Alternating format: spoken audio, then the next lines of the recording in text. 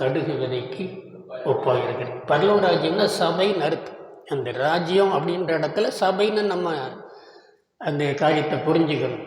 இந்த உலகத்தில் இப்போ இருக்கிற சபை, உலக அளவில் இருக்கிற எல்லா தேவ மக்களும் சேர்ந்து பரலோக தேவனால் ஆளப்படுகிற ஒரு மக்கள் கூட்டம். அதனால் சபைக்கு இங்கே பரலோக ராஜ்யம் என்கிறதான பேரை ஆண்டவர் பயன்படுத்துகிறார். மத்திய சுவிசேஷத்தில் மாத்திரம் பரலோக ராஜ்யம் என்ற வார்த்தை 50 தடவைக்கு மேலே வருகிறது. மார்க்கு சுவிசேஷத்தில் 13 தடவைக்கு மேலே வருகிறது. லூக்கா சுவிசேஷத்தில் 33 தடவை வருகிறது. யோவான் சுவிசேஷத்தில் 3 தடவை மாத்திரம் வருகிறது. மொத்தத்தில் 100 தடவைக்கு மேலே பரலோக ராஜ்யம் என்ற வார்த்தையை ஆண்டவர் பயன்படுத்தி பல காரியங்களை மக்களுக்கு போதிக்கிறத நம்ம இடத்துல வாசிக்கிறோம். அதனால் இது முக்கியமாக நம்ம அதிகமாக சிந்திக்க வேண்டிய காரியங்கள், அது அறிந்து கொள்ள வேண்டிய காரியம். அதனால் நாம் காலையில் பார்த்தது போல் பரலோக ராஜ்யத்தின் ரகசியங்களை நாம் அறிந்து கொள்ளும்படிக்கு நமக்கு அருளப்பட்டிருக்கு. மற்றவர்களுக்கும் அது அருளப்படவில்லை. அவங்களுக்கு அது புரிந்து கொள்ள முடியாத அளவுக்குத்தான் ஓமைகளாக அங்கே சொல்லப்படுகிறது என்றுதான் அந்தவுடைய வார்த்தையை தான் நம்ம காலையில் பார்த்தோம். அதில் தேவனுடைய ரகசியத்தை, தேவனுடைய ராஜ்யத்தின் ரகசியம் அறிந்து கொள்வதற்கு நமக்கு இருக்க வேண்டியதான காரியம் என்ன அப்படின்றதான் நம்ம காலையில் பார்த்தோம். இப்போது அடுத்து பரலோக ராஜ்யம் எதற்கு ஒப்பாக இருக்கிறதுங்கிறதான காரியத்தை அந்த மத்திய சுவிசேஷத்தில் நாம் 13ஆம் அதிகாரத்தில் நாம் எடுத்து கொள்ளும்போது 2வது பரலோக ராஜ்யமானது எதற்கு ஒப்பாக இருக்கிறது என்கிறதான அந்த வார்த்தையை கூட எடுத்து வாசிக்கலாம். பரலோக ராஜ்யமானது நல்ல விதையை விதைத்திருக்க அந்த 24 வசனம் வாசிப்போம். வேறொரு ஓமை அவர்களுக்கு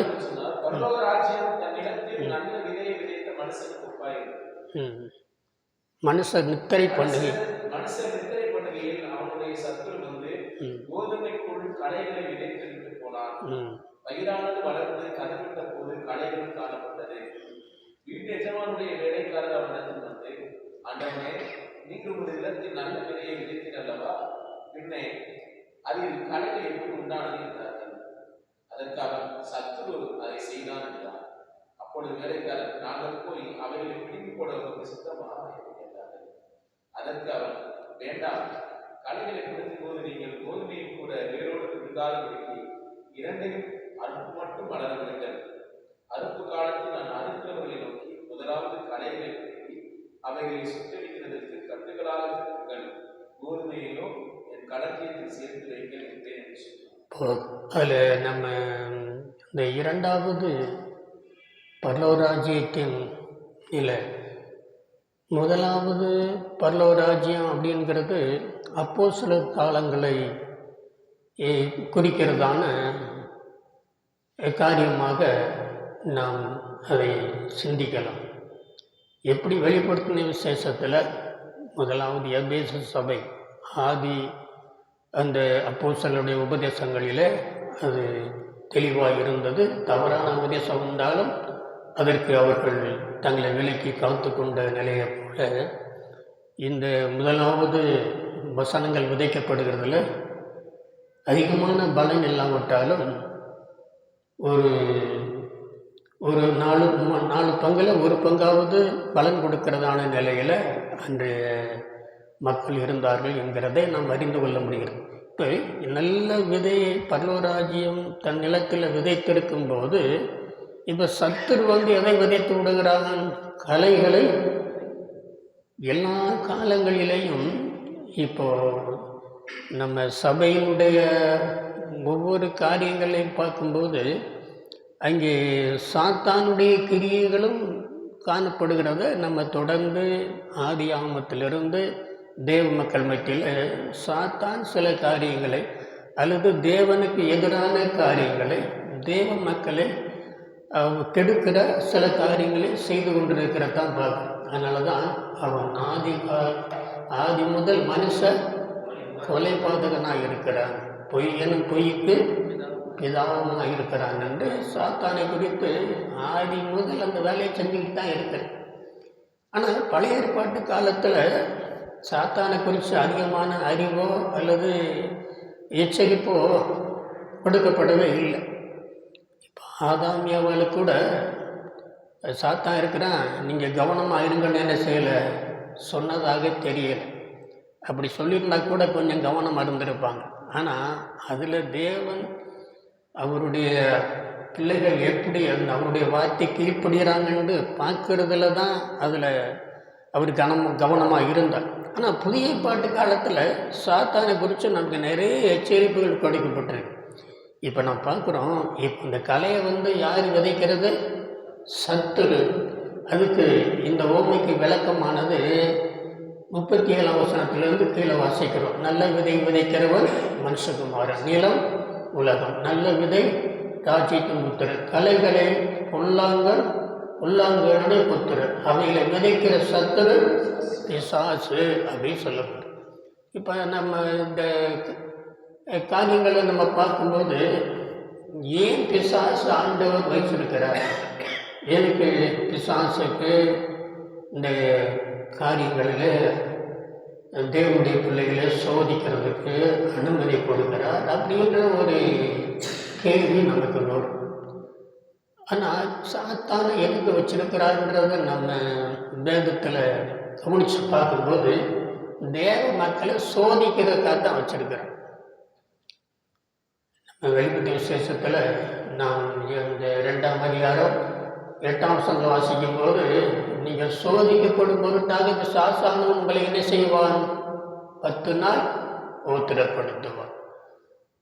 அதனால் நம்முடைய உலக வாழ்க்கையில் நாம் தேவனுடைய வார்த்தைகளுக்கு எந்த அளவுக்கு நாம் கீழ்ப்படுகிறோம், அல்லது சாத்தான் கொடுக்கிறதான தந்திரமான காரியங்கள், உபத்திரவமான காரியங்களில் எவ்வளவு நாம் தேவனுக்கு கீழ்ப்படிந்தவங்களாக இருக்கிறோம் அப்படின்றத நம்ம சாத்தானுக்கு ஒரு பேர் சோதனைக்காரன் பேர். அதனால் ஆண்டவர் இயேசுவே அங்கே வேதம் சொல்லுகிறது, அவர் சாத்தானால் சோதிக்கப்படும்படிக்கு ஆவியானவரால் எங்கே கொண்டு போகப்பட்டார்? வனாந்திரத்துக்கு கொண்டு போகப்பட்டார் சொல்லப்பட்டது. அதனால் பேதுரு பார்த்து சொல்லுகிறார், சீமோனே சீமோனே, கோதுமையை சொலகினால் பிடிக்கிறது போல உன்னை பிடிக்கும்படி சாத்தான் என்ன செய்தான்? உத்தரவு கேட்டுக்கொண்டான். அதனால் நான் உன்னுடைய விசுவாசம் ஒழிந்து பாதுடைய உனக்காக வேண்டிக் கொண்டேன். அப்போ அங்கே ஒவ்வொருத்தரையும் சோதிக்கிறது இல்லை. இப்போ யோபுவை சாத்தான் அங்கே சோதிக்கிறதுக்கு அனுமதித்தார் என்று பார்க்கணும். அப்போது ஒரு தேவனுடைய பிள்ளைகள் சாத்தானால் சோதிக்கப்பட்டு அதில் அவங்க சாத்தானுக்கு இடம் கொடுக்காம, வேதம் சொல்லுறது, நீங்கள் பிசாசுக்கு என்ன கொடுக்கக்கூடாது? இடம் கொடுக்க கூடாது. அடுத்து நீங்கள் அந்த 1 பேதுரு 5ஆம் அதிகாரம் 8, 9 வசனங்கள் வாசிக்கும் போது, தெளிந்த புத்தியுள்ளவர்கள் விழித்திருங்கள், ஏனெனில் உங்கள் எதிராளியாகிய பிசாசானவன் எவனை விழுங்கலாம் என்று கெட்சிக்கிற சிங்கம் போல பலிதேவி என்ன செய்கிறான்? சுற்றித் திரிகிறான். நீங்கள் விசுவாசத்தில் உறுதியாக இருந்து அவனுக்கு என்ன செய்யுங்கள்? எதிர்த்து நில்லுங்கள். சாஸ்திரத்தை இருங்க, உங்கள் சத்துரு, உங்கள் எதிராளி, அதில் நீங்கள் கவனமாக இருக்கணும், விழிப்பாக இருக்கணும் அப்படின்றதான எச்சரிப்பான காரியம் சொல்லப்படுறது. அவனுடைய தந்திரங்களை நீங்கள் எதிர்த்து நிற்கும்படியாக சர்வாத வர்க்கத்தை என்ன செய்யுங்கள்? தரித்துக் கொள்ளுங்கள். இது நம்ம புதிய ஏற்பாட்டு காலத்தில் சாசுக்கு நம்ம கவனமாக எச்சரிக்கையாக இருக்கணும், இடம் கொடுக்கக்கூடாதுன்னு நிறைய காரியம் சொல்லியிருக்கு. பழைய ஏற்பாட்டில் அவ்வளோ காரியம் சொல்லலை, சாத்தானுடைய பேர் கூட அதிகமாக பயன்படுத்தப்படலை. ஆனால் இந்த பரலோக ராஜ்யம் அப்படின்றதான அவருடைய சபையில் இங்கே நல்ல விதைகளை விதைத்திருக்கும் போது கோதுமைக்குள் எதை விதைக்கிறான் சாத்தான்? கலைகளை. கலைன்னா என்னன்னா ஆண்டுடைய வார்த்தைக்கு தவறான கருத்தை சொல்கிறது தான். அதுதான் சாத்தான் விதைக்கிற அந்த கலை. இனி உருவத்தில் தவறான ஊழியக்காரர்களை சபையில் உண்டாக்குவது. இந்த 2 காரியங்களில் தான் அங்கே தேவனுடைய ராஜ்யமாகிய சபையில் அவன் சத்துரு கலைகளை விதைத்து விடுகிறான். ஆனால் எப்போ கலையை விதைக்கிறான்னா அங்கே மனுஷன் நித்திரை பண்ணுகையில் அவனுடைய சத்துரு கோதுமைக்குள் கலைகளை விதைத்து விட்டு போனான். மனுஷர்கள் நித்திரை பண்ணுகையில் சொல்லப்படுறது. இப்போது இவங்க யாருக்குள்ள அந்த சாத்தான் தன்னுடைய தவறான கருத்தை கொண்டு வர முடியும்? தேவனுடைய சத்தியத்துக்கு மாறான ஒரு கருத்தை சொல்லி யாரை வசப்படுத்த முடியும்னா மனுஷராக இருக்கிறவங்கன்னு சொல்லியிருக்கு. மனுஷர்கள் என்று மனுஷர்கள் நித்திரை பண்ணும்போதுன்னா விழிப்பு இல்லாமல் இருக்கும்போது, ஜாக்கிரதை இல்லாமல் இருக்கும்போது, கவனம் இல்லாமல் இருக்கும்போது மனுஷர்கள் என்று சொன்னா மனுஷர்னா மாம்சத்துக்குரியவங்களாக இருக்கிறவங்க, இனி விதத்தில் உலகத்தில் நாட்டங்கள் உள்ளவங்க. நீங்கள் நம்ம 2 தீமோத்தேயு 3ஆம் அதிகாரத்தில் வாசிக்கும் போது மேலும் கடைசி நாட்களில் கொடிய காலங்கள் வரும் என்று அறிவாயாக. மனுஷர்கள் தற்பிரியரும் பணப்பிரியரும் அகந்தையுள்ளோரும் மீன்குள்ளவர்களும் அதாவது மனுஷர்கள் என்று சொன்னால் இப்போ உண்மையான தேவனுடைய பிள்ளைகளை குறித்து ஒரு தேவனுடைய மனுஷர்கள். நீங்கள் சங்கீதம் 82:6-7 வாசிக்கும் போது நீங்கள் தேவர்கள் என்றும் உன்னதமானவருடைய மக்கள் என்றும் சொல்லியிருந்தேன், ஆனால் நீங்கள் மனுஷரை போல செத்து லோக பிரபுகளில் ஒருவனைப் போல என்ன செய்வீர்கள்? விழுந்து போவீர்கள். அதனால் தேவனுடைய பிள்ளைலாம் தேவர்களுக்கு ஒப்பானவங்க, அவங்க உன்னதமான தேவனுடைய மக்கள். ஆனால் எப்படி இருக்கிறாங்க? மனுஷரை போல செத்து. அதனால் அது மனுஷர் என்கிறதான நிலைமை இன்னைக்கு ஆண்டுடைய பிள்ளைகள் அதிகமாகவே மாம்சத்துக்குரியவங்களாக இருக்கிறாங்க. அவங்க மாம்சத்தின்படி நடக்கிறவங்களா இருக்கிறாங்க, மாம்சப்படி சிந்திக்கிறவங்களா இருக்கிறாங்க, மாம்சப்படியே யோசிக்கிறவங்களாக இருக்கிறாங்க, மாம்சத்துக்கு அவங்க இடம் கொடுக்கிறவங்களாக இருக்கிறாங்க. ஆனால் இப்படிப்பட்டவங்களில் சாத்தான் தவறான போதனைகளை கொண்டு அவங்கள வஞ்சித்து விட முடியும். அதனால் இந்த 1 தீமோத்தேயு 6ஆம் அதிகாரத்தில் கூட நீங்கள் ஒரு வசனம் வச்சிங்கன்னா, தேவ பக்தியை ஆதாய தொழிலாக எண்ணுகிற மனுஷர்கள் அப்படின்னு சொல்லப்பட்டிருக்கு. அதனால் மனுஷிகமான நிலையில் இன்னைக்கு இந்த ஊழியத்தை ஆதாய தொழிலாக செய்ய நினைக்கிறாங்கன்னா அவங்க மனுஷ மார்க்கமாக மனுஷ சிந்தனை உள்ளவங்களா மனுஷரை போல இந்த உலகத்தில் வாழ விரும்புகிறவங்க. ஆனால் தீமோத்தேயுவை பற்றி சொன்னார், நீயோ தேவனுடைய மனுஷனே, இவைகளை விட்டு என்ன செய்ய? நம்ம தேவனுடைய பிள்ளைகள் இந்த உலகத்தை காரியத்தை விட்டு ஓடணும். ஆனால் மனுஷராக இருக்கிறதான நிலையில் இருந்தால், மாம்சத்துக்குரிய காரியங்களையே சிந்தித்து கொண்டிருந்தால் அங்கே சாத்தான் எளிதாக அவங்களுக்குள்ள என்னத்தை கொண்டாந்து விதைச்சிடுவான்? கலையை விதைச்சிடுவான், தவறான கருத்தை கொண்டு வந்துடுவான். ஆதாம் ஏவாள் 2 பேரும் மாம்ச இச்சைகளாக இருந்ததுனால தான் அவங்கள சாத்தான் எளிதாக வஞ்சித்து விட்டான். அதனால் அந்த மரத்தை பழத்தை பார்க்கும்போது அவங்களுக்கு கண்களுக்கு அது இச்சிக்கத்தக்கதாக இருந்தது. ஆனால் அதை புசித்தா அது நல்லா இருக்குன்றதான ஒரு இச்சை உள்ளவங்களாக இருந்தாங்க. அதன் அடிப்படையில் சாத்தான் அவங்கள வஞ்சித்து விட்டான். கிறிஸ்துக்குள்ளான இப்போ நம்ம இன்றைக்கு சபையினுடைய காரியங்களை நம்ம உபதேசங்களை நம்ம கவனிக்கும்போது இன்றைக்கு சாத்தான் நம்மளை வஞ்சித்து விடுறதுக்கு எத்தனையோ நம்ம வழிகள் நம்முடைய வாழ்க்கையில் இருக்கிறதுனால தான் அவனுடைய வேலையில் செஞ்சுக்கிட்டே இருக்கார். ஆனால் நம்ம இடம் கொடுக்கக்கூடாது, எதிர்த்து நிற்கணும். அது சொல்லி போல் நீங்கள் தேவனுக்கு கீழ்ப்படிந்திருங்கள், பிசாசுக்கு என்ன செய்யுங்கள்?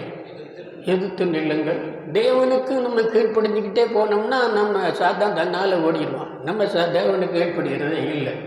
அப்போ நம்ம சாத்தானுக்கு இடமா போயிடுது. அவன் தன்னுடைய திட்டத்தை நம்மளை கொண்டு நிறைவேற்றவில்லை. இன்றைக்கி சபை அப்படின்றதில் சாத்தான் ரொம்ப சர்வசாதாரணமாக அவன் தவறான போதனைகளை கொண்டு இன்றைக்கி சபை முழுவதும் நீங்கள் தொடர்ந்து அந்த பரலோக ராஜ்யத்தின் ஓமையில் பார்க்கும்போது இந்த ஓமையில் சத்துரு கலையை விதைக்க முதல் அந்த ஓமையில் வசனத்தை சாத்தான் அணிஞ்சிட்றான், பறிக்க போட்டுறான், அணிஞ்சிட்றான். முதல் சபையில் வசனம் விதைக்கும் போதே சாத்தான் அணிஞ்சிட்றான், பொறைக்கிறான். இங்கே என்னை கலை அணிஞ்சிக்கிட்டு இருக்கிறான், விதைச்சிக்கிட்டு இருக்கிறான். தொடர்ந்து பார்த்தீங்கன்னா அங்கே சாத்தான் மறைமுகமாக சபையை கெடுக்கிற ஒரு காரியம்தான். அங்கே அடுத்த அந்த பரலோக ராஜ்யத்தினுடைய காரியங்களை பற்றி சொல்லும்போது, பரலோக ராஜ்யமானது கடுகு விதைக்கு ஒப்பாக இருக்கிறது. அதை ஒரு மனிதன் எடுத்து தன் நிலத்தில் விதைத்தான். அது வளர்ந்து பெரிதாகி சகல விதமான பறவைகளும் வந்தடையத்தக்கதான பெரிய கிளையில் உள்ள மரமாயிற்று என்று சொல்லுகிறது. அது கூட சாத்தான் அந்த பரலோக ராஜ்யத்தை உலக அளவில் கொண்டு போய் நம்ம அதை குறித்ததான ஒரு உண்மையான நம்ம சரித்திரம் சொல்கிறாங்க. அதாவது அதை ஒரு மனிதன் எடுத்து அப்படின்னு சொல்லியிருக்கு பாருங்க. அது அந்த காலத்தில் 4ஆம் நூற்றாண்டு 3ஆம் நூற்றாண்டில் வாழ்ந்ததான ரோம ராயராகிய ஒரு பேரரசன். அவருடைய தாய் கிறிஸ்தவங்களாக இருந்தாங்க. அவங்க அப்பா ஒரு பெரிய படை வீரனாக இருந்தாங்க. இதன் அடிப்படையில் இவரும் ஒரு படை வீரனாய் யுத்தத்துக்கு போகும்போது அவர் ஒரு நாளில் தன் தாயார் வணங்குகிறதான ஆண்டவர் மேலே வேண்டல் பண்ணி இந்த யுத்தத்தில் எனக்கு ஜெயம் கொடுக்க வேண்டும் என்று ஜெயித்ததாகவும், அப்பொழுது வானத்தில் ஒரு சிலுவை அடையாளம் தோன்றி இந்த அடையாளத்தினால் நீ ஜெயிப்பாய் என்று எழுதப்பட்டிருந்ததாகவும், அதன்படியே யுத்தத்துக்கு போய் அவன் அதில் ஜெயம் கிடைத்ததாகவும், அப்படியே அவன் ஜெயித்து வந்த மாத்திரத்தில் கிறிஸ்தவங்களுக்கு எதிராக இருந்த எல்லா சட்டங்களையும் மாற்றிட்டு அதை அவன் அந்த கிறிஸ்தவ மதத்தை தன்னுடைய ராஜ்ய மதமாக மாற்றிவிட்டான்.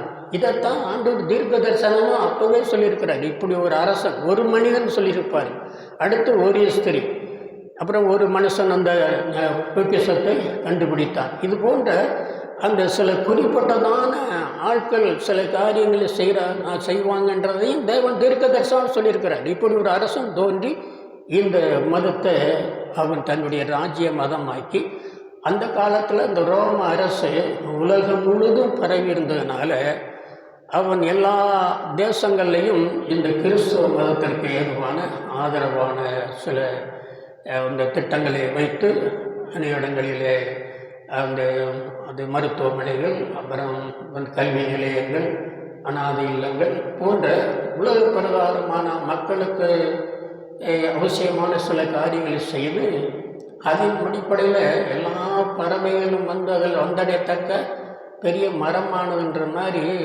எல்லா மதத்தில் இருக்கிறவங்களும் இந்த கிறிஸ்தவ மதத்தில் சேர்ந்து, ஏன்னா ரோம அரசாங்கம் ஆண்டு பிறக்கிறதான அந்த காலத்தில் அவனுடைய குடிமதிப்பு உலகம் எழுதப்படும்படி என்ன போட்டானா, சட்டம் போட்டான். அதுலேருந்து என்ன தெரியுது, உலகம் முழுதும் அவனுடைய சாம்ராஜ்யம் இருந்திருக்கு. இந்த ஒரு நிலையில் அந்த அரசன் தன்னுடைய அரசாங்க மதமாக அதை வைத்து மக்களுக்கு சில நன்மைகள் செய்து அப்படின்னால அங்கங்கே பெரிய பெரிய ஆலயங்களை கட்டி மக்கள் கூட்டத்தை தேசமாக சமுதாயமாக இப்படி சேர்த்து அதாவது தேவனுடைய லோராஜ்யம் என்ன விதைக்கு ஒப்பானது, கடுகு விதைக்கு ஒப்பானது தான்.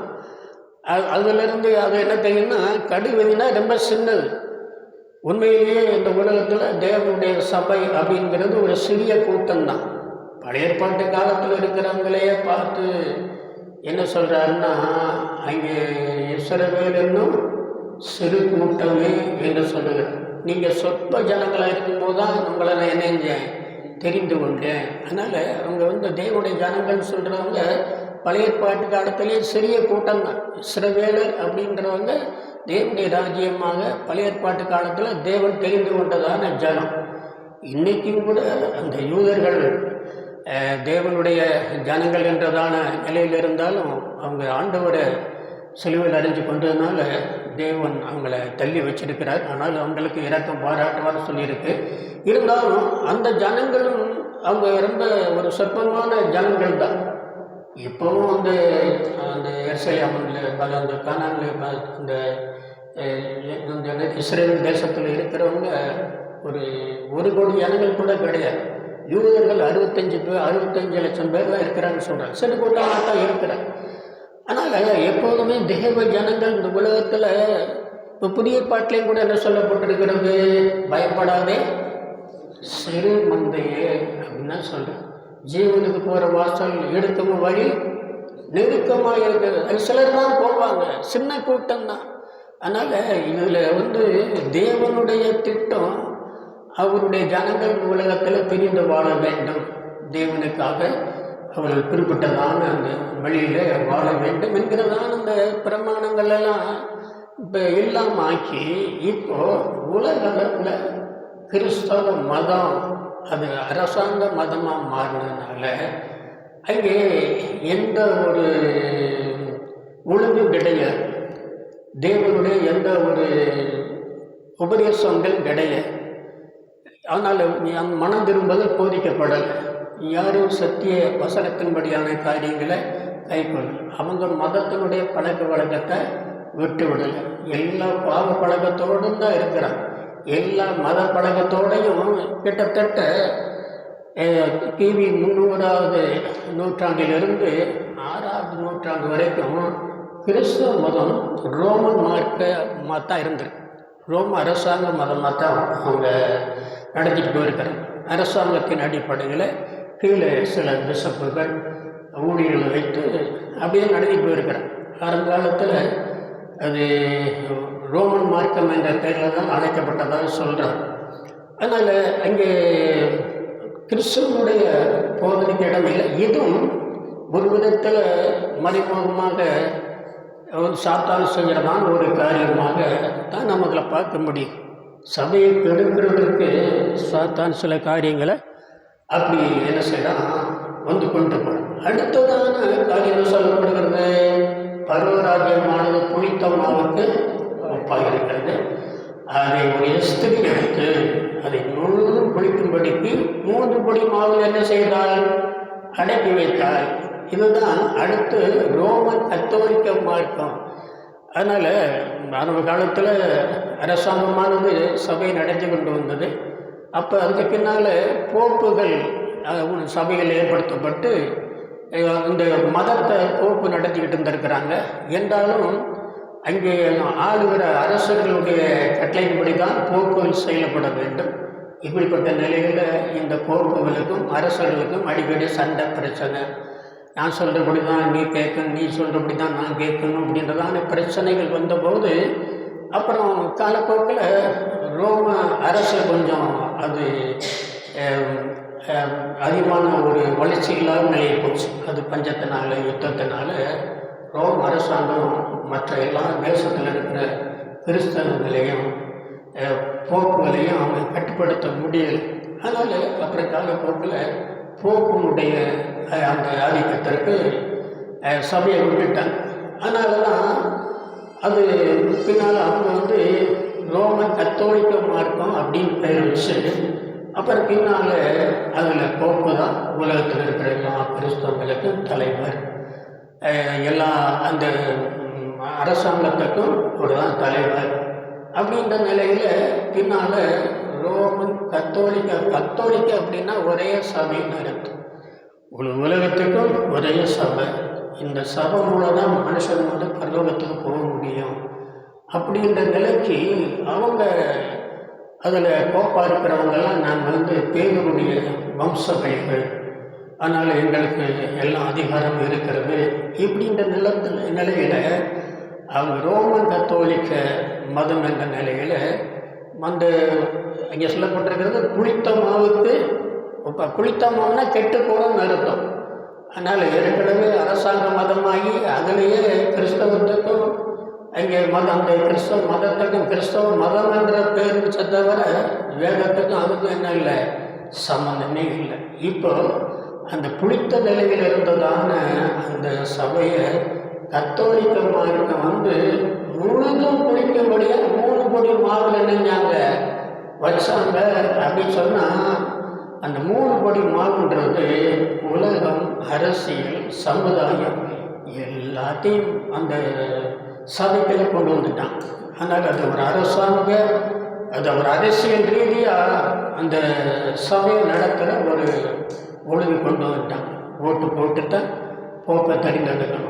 போப்பை கீழே ஒரு 7 பேர் இருப்பாங்க. அவங்க 12 குழுவாக பிரிஞ்சிருப்பாங்க. அவங்க போப்பை தெரிந்தெடுத்து அவருக்கு சில அதிகாரத்தை கொடுப்பாங்க. அதுக்கு பின்னால் பிஷப்புகள், அப்புறம் இந்த ஆர்ச் பிஷப்பு, அப்புறம் பங்கு தந்த, இப்படி பல நிலையில் அது ஒரு அரசியல் அமைப்பாக இப்போ வந்து அந்த 70 பேர் தேச அளவில் உலக அளவில் போக்குகள் இருப்பாங்க. அவங்க 12 குழுவாக இருப்பாங்க. அவங்கெல்லாம் ஒவ்வொருவரும் ஒரு விதமான மந்திரிகள் போல பல சிலர் வந்து அந்த மருத்துவத்தை கவனிக்கிறது, கல்வியை கவனிக்கிறது, சிலர் வந்து அந்த மற்ற விதமான அந்த வேத சம்பந்தப்பட்டதான அந்த பள்ளிக்கூடங்களை கவனிக்கிறது, அறநிலை, இப்படி ஒவ்வொன்றுக்கும் அரசாங்க அந்த ரீதியில் சில காரியத்தை கொண்டு வந்து முற்றிலுமாக அது கிறிஸ்தவ அந்த சத்தியம் உபதேசம் எதுவுமே இல்லாமல் முழுதும் பிடித்து போனது அப்படின்றத நிலையை கலந்து தான் நம்ம சரித்திரத்தில் பார்ப்போம். இது நடைமுறையில் எல்லாருக்கும் தெரியும்.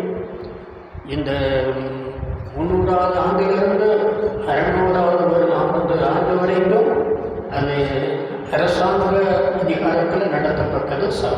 அதுக்கு பின்னால் கத்தோலிக்க மார்க்கம் 600லிருந்து 1200 வரைக்கும் அவங்களுடைய அந்த கொள்கைகள் அந்த காலத்தில் எல்லா காரியமும், உலகத்தின் காரியமும், எல்லா மதத்தின் காரியமும் இங்கே வந்துருச்சு. உலக மக்களை போல பண்டிகை, திருவிழா, கொண்டாட்டங்கள், விதமான காரியங்களை கொண்டு வந்தாங்க. அதே போல் மற்ற மதங்களை போல சிலைகளை வச்சு வணங்குறது, உருவ வழிபாடுகள், வந்து இந்த சன்னியாசி மடங்கள், அதே போல் அந்த கன்னியாஸ்திரி மடங்கள், இதெல்லாம் அந்த காலத்தில் பாபிலோனிய மார்க்கத்தில் அவங்க வச்சிருந்ததான முறைகள். அதை கிறிஸ்தவத்துகள் கொண்டு வந்துட்டாங்க. இதெல்லாம் நம்ம எதுக்காக சிந்திக்கிறோம்னு சொன்னால், ஆண்டவர் எவ்வளவு தெளிவாய் வருகிற காலத்தில் சபைகள் இடங்களில் மாறிப்போன்றத திட்டமாக தெளிவாக தீர்க்க தரிசனம் சொல்லியிருக்கிறான்றத நினைச்சு பார்க்கும்போது தேவனுடைய வார்த்தை எவ்வளவு உண்மையானது. அப்போ விதமான நிலையில தான் இப்போ இந்த பரலோகராஜ்யத்தினுடைய காரியங்களை நாம் சிந்தித்து கொண்டிருக்கிறதுல இப்போ 2வது சபையாகிய இந்த அந்த கலைகள் விளைக்கப்பட்டதான அந்த ஒரு சபையினுடைய காரியங்களில் இப்போ சத்துரு எப்போ கலைகள் விதைக்கிறான்னா, தேவனுடைய மக்கள் மனுஷர்களாக இருக்கும்போது, மாம்சத்துக்குரியவங்களாக இருக்கும்போது, அவங்க விழிப்பில்லாதவங்களாக இருக்கும்போது, நித்திரை பண்டிகைகள் அப்படின்னா இங்கே சொல்லியிருக்கு, நீங்கள் தெரிந்த புத்தியுள்ளவர்களாயிருங்கள், விழித்திருங்கள், நபிகளுடைய எதிராக சாசனம் சொல்லியிருக்கு. தேவனுடைய மக்கள் ரொம்ப விழிப்பாக இருக்கணும், அப்படின்னு தெரிந்த புத்தியாக இருக்கணும்னா சத்திய அறிவு வேணும். அதுதான் முக்கியமானது. அதுதான் காலையில் பார்க்கணும். நம்ம உண்மையாக சாத்தானை நம்ம ஜெயிக்கணும், சாத்தான் இடம் கொடுக்காம நம்ம தேவ சித்தத்தில் போகணும்னு சொன்னால், தேவனுடைய வார்த்தையின் ரகசியங்களை, சித்தங்களை நம்ம சரியாக அறிந்திருந்தால் தான் நம்ம சாத்தானை ஜெயிக்க முடியும். இயேசு எப்படி ஜெயித்தார்? அவர் வசனத்தை வச்சு தானே சாத்தானை ஜெயித்தார். அதனால் இது அவருடைய ஆலோசனை தேவ சித்தத்தின்படியான காரியம் இல்லை அப்படின்றத அறிஞ்சு, இப்போ ஆசியா இருக்கிற வேளையில் அங்கே சாத்தான் தவறான ஒரு கருத்தை சொன்னான். இங்கே தேவகுமாரன்னா இந்த கல்லை என்ன செய்யுங்க அப்பமா. ஆனால் வேத வசனம் சொல்லுகிறது, மனுஷன் அப்பத்தினாலே மாத்திரமில்லை, அப்படி வாயிலிருந்து புறப்படுகிற ஒவ்வொரு வார்த்தையினாலும் பிழைப்பான்னு நினைஞ்சிருக்கு. வேத வசனத்தின்படி வாழ்ந்து தான் பிழைக்கணுமே தவிர நம்ம வந்து குறுக்கு வழியில் பிழைப்பை தேடக்கூடாது. அதுதான் சாத்தானுடைய வஞ்சகமான வேலை. இன்னைக்கு சாத்தான் வந்து தவறான சில போதனைகளை கொண்டு வந்து திடீர்னு பணக்காராகிறதுக்கு என்ன வழி? அதுக்கு நீங்கள் ஒரு மந்திரமான வார்த்தையை சொல்லுங்கள், விசுவாச வார்த்தையை சொல்லுங்கள், நீங்கள் பெரிய பணக்காராயிடாங்க அப்படி சொன்னோம்னா உடனே அப்படியா அப்படின்னு சொல்லி, இது வந்து ரொம்ப ஒரு மேலான ஒரு எதிர்மறையான ஒரு சிந்தனை, அது இதில் ஒரு ஆசீர்வாதம் இருக்குது அப்படின்றத இப்போ சாத்தானுடைய இந்த தந்திரம் தான் இன்றைக்கி மக்கள் மத்தியில் ஈடுபடுது. ஏன்னா இன்னும் பொருளாசக்காரனாக இருக்கேன், ஆனால் எப்படியாவது பணக்காரனாகணும், எப்படியாவது கார் வாங்கணும், பங்களா வாங்கணும், கூட்டம் கேட்கணும். இதை வந்து அந்தபடி வசனத்தின்படி வாழ்ந்து தான் ஒரு மனுஷன் பிழைக்கணும். நியாயப்பிரமாணத்தை வந்து கை கொண்டு அதனால் அவன் என்ன செய்வான்? பிழைப்பான். இப்போவும் அவருடைய வார்த்தை நமக்கு ஜீவனாக இருக்கு. அது நம்மை பிழைப்பு விட்டு ஆண்டவர் பிழைப்பு விட்டுவார். இது சாத்தான் தவறான சில கருத்து. நீ தேவகுமாரன்னா இப்படி வறுமையில் இருக்க தேவையில்லை, இப்படி நீ வந்து ஏழ்மையில் இருக்க தேவையில்லை, கஷ்டப்பட தேவையில்லை, ஆண்டவர் உன்னை ஆக்கியிருக்கிறாரு. அதனால் நம்ம வந்து அந்த ஆசீர்வாதத்தை நம்ம சாத்தான் தடை பண்ணிட்டான், அதை பெற்றுக்கொள்ள முடியும். இப்படி சொன்ன உடனே அதே அப்படியா இந்த ஆசை அவங்களை வந்து இப்படி தான் சாத்தான் வஞ்சிருக்கும். உலகத்தில் சகல மகிமைகளையும் ஆண்டவர் காட்டிட்டு இதில் எல்லாம் வந்து உனக்கு தருவேன், நீ நினைஞ்சணும் தாழ விழுந்து வணங்கணும்னு சொன்ன உடனே ஆண்டு தங்கிட்டாரு. இது வந்து இது சாத்தானுடைய ஒரு ஆலோசனை. இது தேவ சித்தம் இல்லை. நம்ம தேவ சித்தத்தின்படி வாழ்ந்து தேவனே நமக்கு இந்த உலகத்தை ராஜ்யத்தை கொடுக்கணும். இப்படி குறுக்கு வழியில் போய் இளங்காலில் விழுந்து இந்த ராஜ்யத்தை நம்ம பிடிச்சிருக்கணும்னு அவசியமே இல்லை. இதைத்தான் சாத்தானுடைய வஞ்சகமான யார்கிட்ட கலைகளை விதைக்கிறான். ஆண்டவர்கிட்ட செல்லாது. அவர் மாம்சத்துக்குரியவர் இல்லை, தேவகுமார். ஆனால் அவருடைய எல்லாம் அறிந்தவர். இப்போது ஒரு மனுஷனை கெடுக்கிறதுக்கு சாத்தான் வந்து நேர நம்மகிட்ட வந்து அப்படியே உருவமாக அப்படி கருப்பாக நின்றுக்கிட்டு பேசுவான்னு அப்படி நினைக்கப்படாது. பெரிய பெரிய ஊழியக்காரன் மூலமாக தான் வருவான். வாங்க, இயேசுவையே அடுத்து சோதிக்கிறதுக்கு, தேவ சித்தத்திலிருந்து விளக்கிறதுக்கு நீங்கள் மத்தேயு 16ஆம் அதிகாரம் 23ஆம் வசனத்தில் அதே பேதுரு மூலமாக சாத்தான் என்ன செய்கிறான்? ஆண்டவர்கிட்ட பேசுகிறான். ஆண்டவரே நீ பாடுபடவே கூடாது, அது அப்படின்னா நீங்கள் வந்து அந்த சிந்தையில் இருக்கக்கூடாது அப்படின்னு கடிந்து கொண்டான்னு சொல்லிடு. உடனே சொல்கிறாரு, இது பேதுருவே, நீ தேவனுக்கு ஏற்றவை சிந்தியாமல் மனுஷனுக்கு ஏற்றவைகளை சிந்திக்கிறாய், அதனால் நீ அது எனக்கு இடம்லாம் இருக்கிறான்னு சொன்னார். அப்போ வந்து அந்த காரியத்தில் இது தேவனுடைய வார்த்தை இல்லை, இது சாத்தான் என் மூலமாக பேசுகிறான். அதனால் இப்போ வந்து நிறைய ஊழியக்காரங்க ஏதோ அற்புத அதிசயம் ஆசீர்வாதமான வார்த்தை அப்படின்னு பேசுகிறாங்கன்றது கூட்டம் கூட்டமாக போகிறாங்க. அவங்க ஆளை பார்த்தாலே விசுவாசமாக இருக்கான். ஆனால் ஆட்டமும் பாட்டமும் அதை கூட பொறுத்துக்கிறது கூடாது. ஒரு பக்தி உள்ளவனாவது இருக்கானா, தெய்வ பயம் உள்ளவனாவது அவனுடைய ஆட்டம் பாட்டாக இருக்கா, பேச்சுவார்த்தை இருக்கா, கேள்விக்கிட்டெல்லாம் பேசிக்கிட்டு தான் பிரசங்கம் பண்ணிக்கிட்டு கூட்டத்தை சேர்த்துக்கிட்டு இருக்கிறான். அதனால் இப்படி ஒரு நிலையில் மக்கள் எல்லாம் அதில் மயங்கி கிடக்கிறதுனால, அதை விரும்புறதுனால, அப்படிப்பட்ட மத்தியில் இன்றைய காலத்தில் சாத்தான் வந்து சபை முழுவதும் சொல்லப்பட்டிருக்கிறது கோதுமையை விதைச்சிருக்கிறார். கோதுமை அந்த வளரும்போது தான் கலை என்ன செய்யுது தெரியும். முதல்லையே ஒருத்தர் யாரும் கெட்டவங்களாக வந்து நினைச்சிடமாக இருக்கிறதே இல்லை. நல்ல விசுவாசியாக வரும், நல்ல ஊழியக்காரர் தான் வருவான். கொஞ்சம் நாள் ஆகிடுச்சுன்னா அப்படியே கலையாக மாறிடுவான். அதனால் அவங்க மாம்சத்துக்குள்ளே மாறிடுவான், உலக ஆசிரியர்களும் மாறிடுவான். அதனால் இப்போது இந்த நாட்களில் சபை அப்படின்றதுல கலையும் பயிர் இணைஞ்சிட்டு இருக்கு, சேர்ந்து தான் இருக்கு. இன்றைக்கி உண்மையான சபை எது, உண்மையான ஊழியக்காரங்க யார் ஒன்றும் கண்டுபிடிக்க முடியல. எல்லாம் ஊழியக்காரங்க மாதிரி தான் இருக்கிறான், எல்லாம் சபை மாதிரி தான் இருக்குது. எல்லாம் ஆண்டவர் பற்றி தான் பாடுறான், இயேசு பற்றி தான் பிரசங்கம் பண்ணுறான். இப்படிப்பட்டதான ஒரு காரியத்தை சாத்தான் தந்திரமாக இன்னைக்கு சபையில் கலையில் விதைச்சிட்டான். இப்போ இந்த ஒரு நிலை வரும்போது இப்போ அங்கே வேலைக்காரங்க சொல்கிறாங்க, நீங்கள் கோபத்தை தானே விதைச்சீங்க, இப்போ தலை இப்படி வந்துருச்சு, நாங்கள் அதை பிடிக்க போடணுமா அப்படின்னு சொன்னால் அவர் சொல்கிறார், என்ன செய்ய வேணாம், கொடுங்க வேணான்றார். என்ன செய்ய வேணாம், கொடுங்க வேணான்னு சொல்கிறேன். அதுலேருந்து நம்ம என்ன தெரிஞ்சுக்கிறோம்னா, இப்போ ஏன் அதை வந்து அனுமதிக்கிறார் கலை? அவர் சொல்கிறாரு, நீங்கள் கலையை கொடுக்கும்போது பையன் ஜெயித்தறிஞ்சிடுங்க, பிடிக்கிறீங்க, அதனால் அறுப்பு வரைக்கும் என்ன செய்யுது, ரெண்டும் வரட்டும். அறுப்பு நேரம் வரும்போது முதல்ல கலையில் என்ன செய்வோம், பிடிங்கி கட்டை கட்டி நெருப்பில் போட்டு எரிச்சிடுவோம், கோதுமை களஞ்சியத்தில் சேர்த்துருவோம் சொல்கிறேன். இப்போ என்னன்னா அதை பிடுங்க வேண்டான்னு சொல்கிறேன்.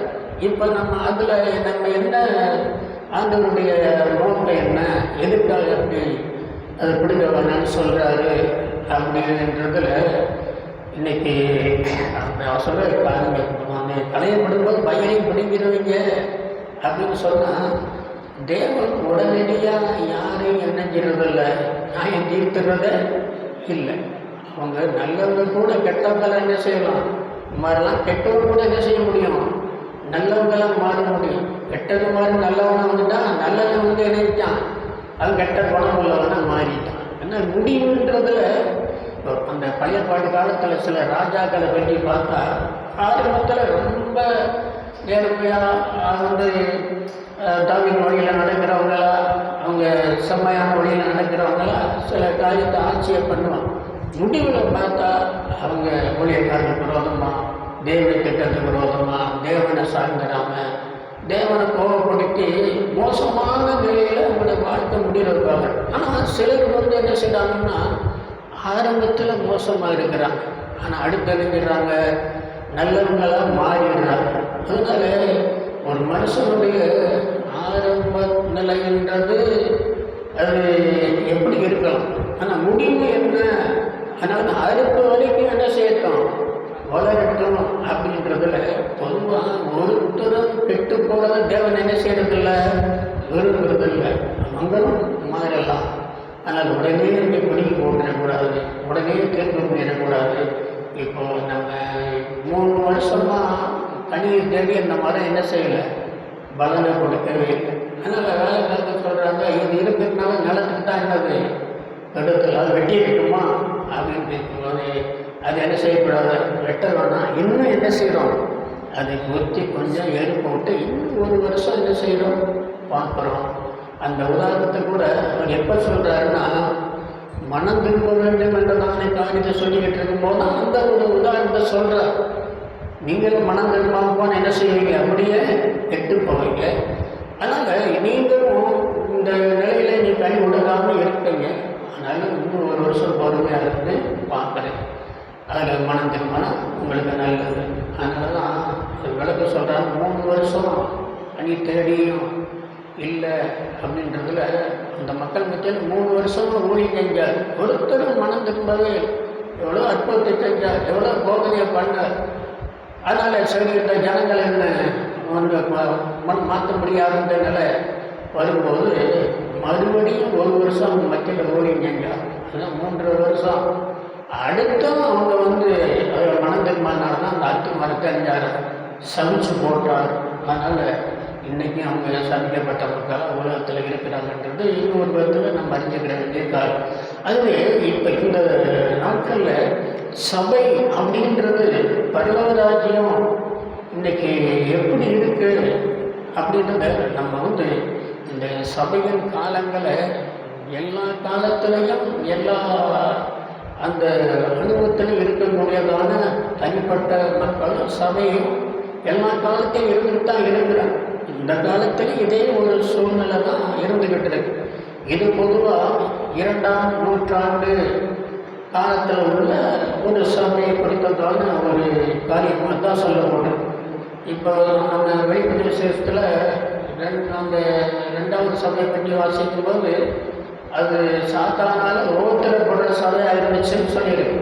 ஆனால் இங்கே வந்து சாத்தான் வந்து தலையை விதைக்கிறவங்க இங்கே சொல்லப்படுறது. இது ஆண்டவர் இன்னொரு கோணத்தில் சபையை பார்க்கிறார்.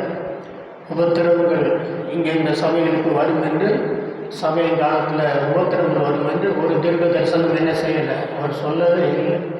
அதனால் அதனுடைய நிலைகள் மாறும், அதனுடைய வந்து காரியங்கள்லாம் வித்தியாசமாக போகும். அதைத்தான் அந்த தீர்க்க தரிசனம் சொல்லியிருக்காரு. நம்ம இப்படிப்பட்ட நிலையில் இப்போ எப்போதுமே தேவன் உடனடியாக ஒரு காரியத்தை என்ன செய்யறதில்லை, அவர் வந்து தீர்ப்பு பண்ணிடுறதில்லை. அவருடைய ஒரு இறக்கம், பொறுமை இதில் தெரியும். இப்போ அதே மாதிரி பாருங்கள், ஆண்டவர் பின்பற்றாத ஒருத்தர் இயேசு நாமத்தில் பெயர் பிறந்தார். அதை சீசன் பார்த்துட்டு நம்ம பின்பற்றாத ஒருத்தர் என்ன செய்கிறான், நம்ம பேரில் பெயர் திறக்கிறான். அதனால் நாங்கள் அவனை போய் தடுத்தோம், நீ ஆண்டவர் பேரை பயன்படுத்தக்கூடாதுன்னு சொன்னோம் அப்படின்னு வந்து ஆண்டவர்கிட்ட சொல்கிறாங்க. உடனே ஆண்டவர் சொல்கிறாரு, நீங்கள் என்ன செய்யணும், அவனை தடுக்கவே வேணாம், விட்டுருங்க அப்படின்னு சொல்கிறார். அது காரணம் என்ன சொல்கிறாருன்னா, நம்ம பேரை சொல்கிறவன் நம்மளை எளிதாக என்ன செய்ய மாட்டான், குற்றப்படுத்தவே மாட்டான். இயேசுவை போய் ஒரு இயேசு பேரில் பயப்படுத்துகிறவன் இயேசு கெட்டவர் நினைக்க மாட்டான், சொல்லவே மாட்டான், நல்லவர்னு சொல்லுவான். அதனால் இயேசு நல்லவர்னு பாட்டு பாடுவான். அதில் நமக்கு பிரச்சனை இல்லை. அதனால் 4 பேர் இயேசுவை நல்லவர் தெரிஞ்சுக்கிட்டே போகட்டும். அதனால் சொல்கிறான், அவன் எளிதாக நம்மை விட்டு நம்மளை பற்றி தேடி பேச மாட்டான்.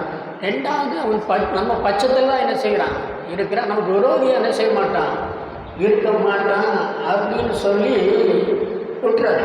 இப்போ நம்ம இன்னைக்கு நம்ம இருக்கிற உலக சூழ்நிலையிலேயே இன்றைக்கி சத்தியம் இல்லாத உபதேசம் இல்லாத ஆட்கள் மூலமாகத்தான் என்ன நடக்குது, ஊழியமே நடக்குது, பிரசங்கமே நடக்குது, சுவிசேஷமே அறிவிக்கப்படும். இப்போ பவுல் சொல்கிறார் பாருங்கள், நீங்கள் பிலிப்பியர் 1ஆம் அதிகாரத்தில் 15ஆம் வசனத்தில் இருந்த கீழே பார்த்தீங்கன்னா, இங்கே அதாவது இப்போ மற்றவங்க செய்கிற ஊழியமானது பவுலுக்கு ரொம்ப வேதனையாக தான் இருக்குது. இப்படி ஒரு உபதேசம் இல்லாதவங்களுக்கு இப்படி ஊழியம்னு உணர்த்துறாங்களே, சரியான சத்தியத்தை சொல்லாமல் நம்ம ஊழியத்துக்கு இடம்லாம் இருக்காங்களே அப்படின்னு வேதனையாக தான் இருக்கிறார். அந்த வசனத்தை வாசிங்க. சில பொறாமையினாலும் விரோதத்தினாலும் சில நல்மனதினாலும் கிறிஸ்துவை பிரசங்கிக்கிறார்கள். அடுத்து ஆனால் என்னுடைய கட்டுகளோட ஒவ்வொருத்தரை கூட்ட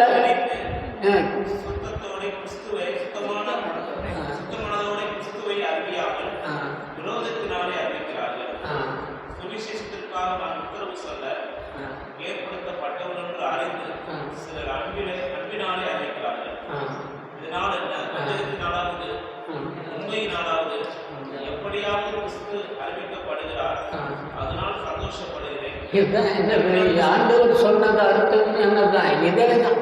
ஏதோ நம்ம பற்றி 4 பேர் சொல்லிட்டு படிச்சுட்டு போகட்டும். அது என்ன இதனால் நமக்கு என்ன வந்துட போகிறது இல்லை, நஷ்டம் வந்துட போகிறது இல்லை. விவரம் புரிஞ்சு தவறான வழியில் போகாமல் அவன் இருக்கணுன்றது அவனை குறித்து தேவன் எதிர்பார்க்கிறது. இதை இப்போ சாத்தானை எப்படி அனுமதிக்கிறாருன்னா நம்மளை சோதிக்கிறதுக்காகத்தான். இந்த தவறான ஊழியக்காரங்களை அனுமதிக்கிறது எதுக்குத்தான், மக்களை சோதிக்கிறது தான். யார் பின்னால் போகிறாங்க, அவங்க எதுக்கு அவங்க போகிறாங்க, எதுக்கு அந்த கூட்டத்துக்கு ஓடுறாங்க, எதுக்கு இங்கேருந்து காரை பிடிச்சிட்டு வசம் பிடிச்சிட்டு போகிறாங்க, ஆசீர்வாதத்துக்கா சத்தியத்துக்கா எதுக்கு போகிறாங்க. அதில் நம்ம இப்போ நீங்கள் அந்த வாக்கு புத்தகம் 13ஆம் இடத்துல வாசிங்கன்னா உங்களுக்குள்ள ஒரு தீர்க்க தரிசி என்ன செய்வார், எழுதி பண்ணுவார். அவன் சொல்கிறது கூட என்ன செய்யும், நடக்கும். ஆனால் அதில் தேவன் உங்களை என்ன செய்கிறார், சோதிக்கிறார். நீங்கள் அவன் சொல்கிற அற்புதத்தை கண்ட பின்னால் போகிறீங்களா, ஆண்டவுடைய சத்தியத்தை முழுதுமாக நீங்கள் நேரிச்சு ஒரு வழியில் நடக்கிறீங்களான்னு பார்க்குறது என்ன செய்கிறாரு, சோதிக்கிறதுக்காக தான் கள்ளத்தீர்க்க தரிசியை அங்கே ஆண்டவர் அனுமதிக்கிறாருன்னு கையாவே சொல்லியிருக்கு. அது போல தான் இன்னைக்கு இருக்கிற கிறிஸ்தவங்களுக்கு இவங்க உண்மையாக ஆண்டவர் நேசிக்கிறாங்களா, பரவராஜ்யத்துக்கு அடுத்ததாக செஞ்சவங்களா இருக்கிறாங்களா, இல்லை இந்த மாதிரி மாம்சத்துக்குரியவங்களா, உலகத்தின் காரியங்களை நாடி ஆசீர்வாதம் அப்படின்றதான அந்த ஒரு எண்ணத்தில் அதுக்காக ஓடுறாங்களா அப்படின்னு சோதிச்சு தான் பார்க்குறாங்க. அதனால் அவங்களுக்கு சாத்தானுக்கு இடம் கொடுத்து சாத்தானுடைய தவறான கருத்துக்களை அவங்க எடுத்துக்கிட்டு போகும்போது வேதம் சொல்லியிருக்க போல சர்ப்பமானது தன் தந்திரத்தினால ஏவாளை வஞ்சித்தது போல உங்கள் மனதும் கிறிஸ்துவை பற்றிய உண்மையிலிருந்து விலகும்படி கெடுக்கப்படும் போது நினைஞ்சிருக்கிறேன், பயந்திருக்கிறேன். கிறிஸ்துவனுடைய உண்மை சத்தியம் அப்படின்னு வேற இருக்கு, அதில் இருந்து திருப்புறதா சாத்தானுடைய வேலை. அதுக்கு தான் இன்னைக்கு ஊழியர்களை சாத்தான் பயன்படுத்திக்கிட்டு இருக்காங்க. அதனால் அங்கே சர்ப்பம் வியாபாரம் வஞ்சித்தது போல இன்னைக்கு உலகத்தில் இருக்கிறதான இந்த கிறிஸ்தவ மக்கள் ஆண்டவருடைய மக்களை வஞ்சித்து எடுத்து வழியில் கொண்டு போய்கிட்டு இருக்கிறார். இது தேவனை சோதிக்கிற ஒரு காரியம். சாத்தானை இல்லாமல் ஆக்கிட முடியும். சாத்தான் இல்லாட்டா இவங்க யாரை பின்பற்றுறாங்க, எந்த சத்தியத்தில் உறுதியாக இருக்கிறாங்கன்னு என்ன செய்ய முடியாது. கடைசி வரைக்கும் தேவ மக்களை சோதிக்கிறதுக்கு ஆதாமிலிருந்து இன்ன வரைக்கும் சாத்தானை வச்சிருக்கிறார். ஆண்டவரும் அதில் சோதிச்சு கடந்து போயிட்டார். 10% வாங்கலும் கடந்து போயிட்டான். சாத்தான் உபத்திரத்து மூலமாக சாதிப்பான். உலக ஆசையை காட்டி அவன் வந்து என்ன செய்வான், நமக்கு வந்து சோதிக்கிறவனாக இருப்பான். நம்ம எதுக்கு அழிஞ்சிடக்கூடாது, சாத்தானுக்கு இடம் கொடுத்துடக்கூடாது. இப்போ ஆண்டவர் போல பாடுகளே வராது அப்படின்ற, பாடுபடக்கூடாது அப்படின்ற ஒரு காரியத்தை ஆண்டவர்கிட்ட சொல்லும்போது அவர் சொன்னார், என் அப்பாலவோ சாத்தானே விரட்டிட்டேன். இப்போ இருக்கிற வந்து ஊழியக்காரன் நான் வந்து கிறிஸ்தவங்கன்னா அவங்களுக்கு கஷ்டமே வராது, வியாதியே வராது, அதனால் வந்து சாவே வராதுன்ற அளவு பேசிக்கிட்டு இருக்கிறாங்க. என்ன வராது, சாவே வராதுன்னு பேசுகிறாங்க. அப்போ இது பேசுறதுங்களுக்கு எப்படி இருக்குது, நல்லா தான் சாவாமல் கூட்டம்னு ஒரு கூட்டம் நடக்க போகிறான்னு சொல்கிறான். அதனால் இன்னும் அதை போதிக்காத. இப்போ ஏசு சொல்லணும்னா நீங்கள் சாகவே மாட்டீங்க அப்படின்னு சொன்னால் அப்போ அந்த ஏசு தான் எனக்கு என்ன செய்யணும், வேணும்னு பின்னால் தான் போவேன். அதனால் இது பேய் இந்த மாதிரி பேசுகிறது அவங்க என்ன செய்யலை, தெரியல. நிச்சயமாக செத்து தான் போவேன், நான் சாப்பாடு என்ன செய்ய மாட்டேன், இருக்க மாட்டேன். ஏன்னா ஒரே தரம் மறியும்போது பின்பு நியாயம் தரப்படி மனுஷர் கடை செய்யப்பட்டது, சாபாமெல்லாம் இருக்க முடியாது. அதனால் இவனுக்குள்ளே சாத்தான் அப்படி ஒரு இடத்தை கொடுத்து இவன் எழுதிக்கிட்டு பேசி எத்தனையோ பேர் அப்படிலாம் பேசி சென்று போயிட்டாங்க, யாரும் உயிரோடு இருந்ததில்லை. அதனால் என்ன அப்படின்னா, இப்போ மக்களுடைய ஆசை என்ன அதை பார்த்து சாத்தான் அதுக்குரிய காரியம் சொல்ல. இங்கே நம்ம என்ன வச்சுக்கிறோம்னா, இப்படிப்பட்ட ஊழியர்கள் விரும்பி காரியம் செய்கிறதுனால உண்மை ஊழியக்காரங்களுக்கு அது ஒரு பெரிய வேதனை. சொல்கிறாரு, என் தட்டுகளோட உபத்திரவத்தை கூட்ட நினைத்து அப்படின்னு செய்கிறாங்க. அதனால் இப்போ நம்மளை போகிற மாதிரி ஆட்களுக்கு ஒன்றும் சொல்ல முடியலை. என்ன சத்தியம் சட்டியும் பேசுகிறீங்க, என்ன உங்களால் ஒரு காய்ச்சலை கூட சோகமாக்க முடியலை, கொரோனா வியாதி வராமல் தடுத்து பார்த்துருக்கு நம்புகிறோம். ஒன்றும் உங்களால் என்ன சுகமாக்க முடியுமா, அங்கே போனால் எல்லாம் சுகமாகுது. நீங்கள் இவ்வளோ நாள் சத்தியம் சொல்கிறீங்க, எங்களுக்கு என்ன சில கடன் போகணும், தொட்டிட மாட்டேங்குது, இப்படியே தான் இருந்துக்கிட்டு இருக்கோம். இப்படி என்ன செய்கிறாங்கன்னா சிந்திக்கிறவங்கள இருக்கிறாங்க. இதனால் என்ன, உண்மை சத்தியம் சொல்கிறவர்களுக்கு ரொம்ப இடம் இருக்குது. அதனால தான் அடுத்து வந்து அவர் அதை பற்றி அவர் வந்து சொல்கிறார். இப்போ எங்களுக்கெல்லாம் சீக்கிரமாக என்ன வரப்போகுது, இப்போ நியாயத்தீர்ப்பு வரப்போகுது. அப்போ இப்படிப்பட்டதுதான் அந்த காரியங்களில் இன்றைக்கி உண்மை ஊழியக்காரங்களுக்கு ரொம்ப கஷ்டமான காரியம். நம்ம அதெல்லாம் சரியில்லைன்னு சொன்னால் அவங்க எல்லாத்தையும் குறை சொல்கிறாங்கன்னு நம்மளை அப்படி திருப்பிக்கிறோம். எல்லாம் அவங்க மூலமாக என்னென்ன வேலையாக நடக்குது. நான் பவுல் சொல்கிற மாதிரி அவங்க பொறாமையினால் வஞ்சகத்தினால என்ன செய்கிறாங்க, அதை செய்யணும். அவங்க எல்லாம் அவங்களுக்குமே இருக்கிற சில திட்டங்களை நிறைவேற்றுறதுக்கு அப்படி சொல்கிறாங்க. ஆனால் என்ன, ஒரு விதத்தில் பவுல் மாதிரி நம்மளும் இதை ஒரு விதத்தில் சந்தோஷப்பட முடியாவிட்டாலும் நம்ம சகிச்சுக்கிற வேண்டியது, செய்ய வேண்டியது சகிச்சுக்கிற வேண்டியது நடக்கிறது நடக்கட்டும். நம்ம சொல்கிறதுன்னு சொல்லுவோம், அங்கே போகிற கூட்டம் போகட்டும், நமக்கு இதுதான் ஜாத்தியம் அப்படின்னு சொல்லிட்டு இருக்கோம்னு நம்ம செஞ்சுட்டு இருக்கோம். அதனால் இப்படிப்பட்ட நிலையில் கலையெல்லாம் பிடுங்க வேண்டாம் அப்படின்றதுல தெய்வனுடைய ஒரு சொல்லிட்டு, இந்த காலத்துக்கு முன்னால் ஒன்று என்ன செய்ய வேணாம், தீர்ப்பு பண்ண வேணாம். அதனால் சவுளை கொள்றதுக்கு தாவீதுக்கு பல சந்தர்ப்பம் உண்டாலும் அவன் சொல்கிறான், அவருக்காக காலம் வந்து என்ன செய்யட்டும், இப்போ நான் கொண்டுருந்தா கொண்டுடலாம். ஆனால் அது நல்லது கிடையாது. அவர் அபிஷேகம் பண்ணப்பட்டவர், அது தேவன் பார்த்துக்கிறாரு, நான் கொல்ல மாட்டேன்ற மாதிரி தேவன் வந்து சில காரியங்களில் அவங்க திருந்தட்டும். இல்லைன்னா அவங்க போகிற வழியில் போய் அதனால் இப்போ பழைய அம்சத்தது மாதிரி என்ன செய்யட்டும், சாகட்டும். ஆனால் அவங்க என்ன இருக்குன்னா, நான் வந்து இப்போ எல்லாம் தேவனுடைய மக்களாக இருக்கிறாங்க. ஆனால் அவங்க எல்லாம் இப்போ சாத்தானுடைய மக்களாக கலைகளாக மாறிக்கிட்டே போய்கிட்டு இருக்கிறாங்க. அதனால் இப்போ வந்து என்ன சொன்னால், ரெண்டையும் என்ன செய்யுங்க, வளர விடுங்க. முதல்ல இப்போ இந்த ஒரு பரவராஜ்யத்து இந்த ஓமைக்கு விளக்கமாக அங்கே நம்ம என்ன வாசிக்கிறோம் அப்படின்னா, அந்த சுதந்திரம் 13ஆம் இடத்துல 37ஆம் வசனத்திலிருந்து கீழே வாசிக்கும் போது அங்கே அவைகளை விதைக்கிற சத்துரு 39ஆம் வசனம், அறுப்பு உலகத்தின் முடிவு, அறுக்கிறவர்கள் தேவதூதர்கள், அதனால் கலைகளை சேர்த்து அக்கினியில் சுட்டரிக்கிறது போல இவ்வுலகத்தின் முடிவில் என்ன செய்யும், நடக்கும். இப்போ எப்படியும் அறுப்பு ஒரு முடிவு ஒன்று என்ன செய்யுது இருக்குன்றத சொல்கிறேன். அதில் ஒரு பக்கம் வளரட்டும், ஊழியம் ஒரு பக்கம் நடக்கட்டும். அதனால் அதில் நமக்கு ஒன்றும் பெரிய நஷ்டம் வந்துட்டு போகிறது கிடையாது. ஜனங்கள் வஞ்சிக்கப்பட்டு போவாங்க, அழிஞ்சு போவாங்க. ஆனால் அவங்க சாத்தானுடைய வஞ்சகத்தில் போய் அவனோட கூட அக்கினி கடலுக்கு போகிறதான கூட்டமாக இருப்பாங்க அப்படின்றதான காரியம் சொல்லிட்டு, இப்போ அந்த அறுப்பு அந்த உலகத்தின் முடிவு அல்லது நியாய தீர்ப்பு அப்படின்னு ஒன்று இருக்குன்னு சொல்கிறேன். அது முதலாவது கலைகளை பிடுங்கி கட்டுகளாக கட்டி அக்னியில் போட்டு என்ன செய்கிறதா எரிப்பது போல அப்படின்னு சொல்லிட்டு, அதுக்கு பின்னால் சொல்லியிருக்கு பாருங்க அந்த 41 மனுஷகுமாரன் தன்னுடைய தூதுகளை அனுப்புவார். அவர்கள் அவருடைய ராஜ்யத்தில் இருக்கிற சகல இடர்களையும் மக்களும் செய்கிறவர்களையும் சேர்ந்து அவர்களை அக்கினி சூழலிலே போடுவார்கள். அங்கே அழுகையும் இங்கே திட்டமாக கலைகள்ன்றதை இங்கே வந்து சபையை கெடுக்கிறவங்கன்ற அடுத்த வழக்கமான அந்த இடத்துக்கு இப்போ ஆண்டவர் தெளிவாக சொல்கிறது பார்க்கணும். இவங்க தான் சபைக்கு அங்கே சொல்லப்பட்டிருக்கு இடராக இருக்கிறவங்க. அங்கே அடுத்து சொல்லப்பட்டிருக்கிறது அவங்க வந்து சுதந்திரம் அக்கிரமம் செய்கிறவங்க. என்ன செய்கிறவங்க?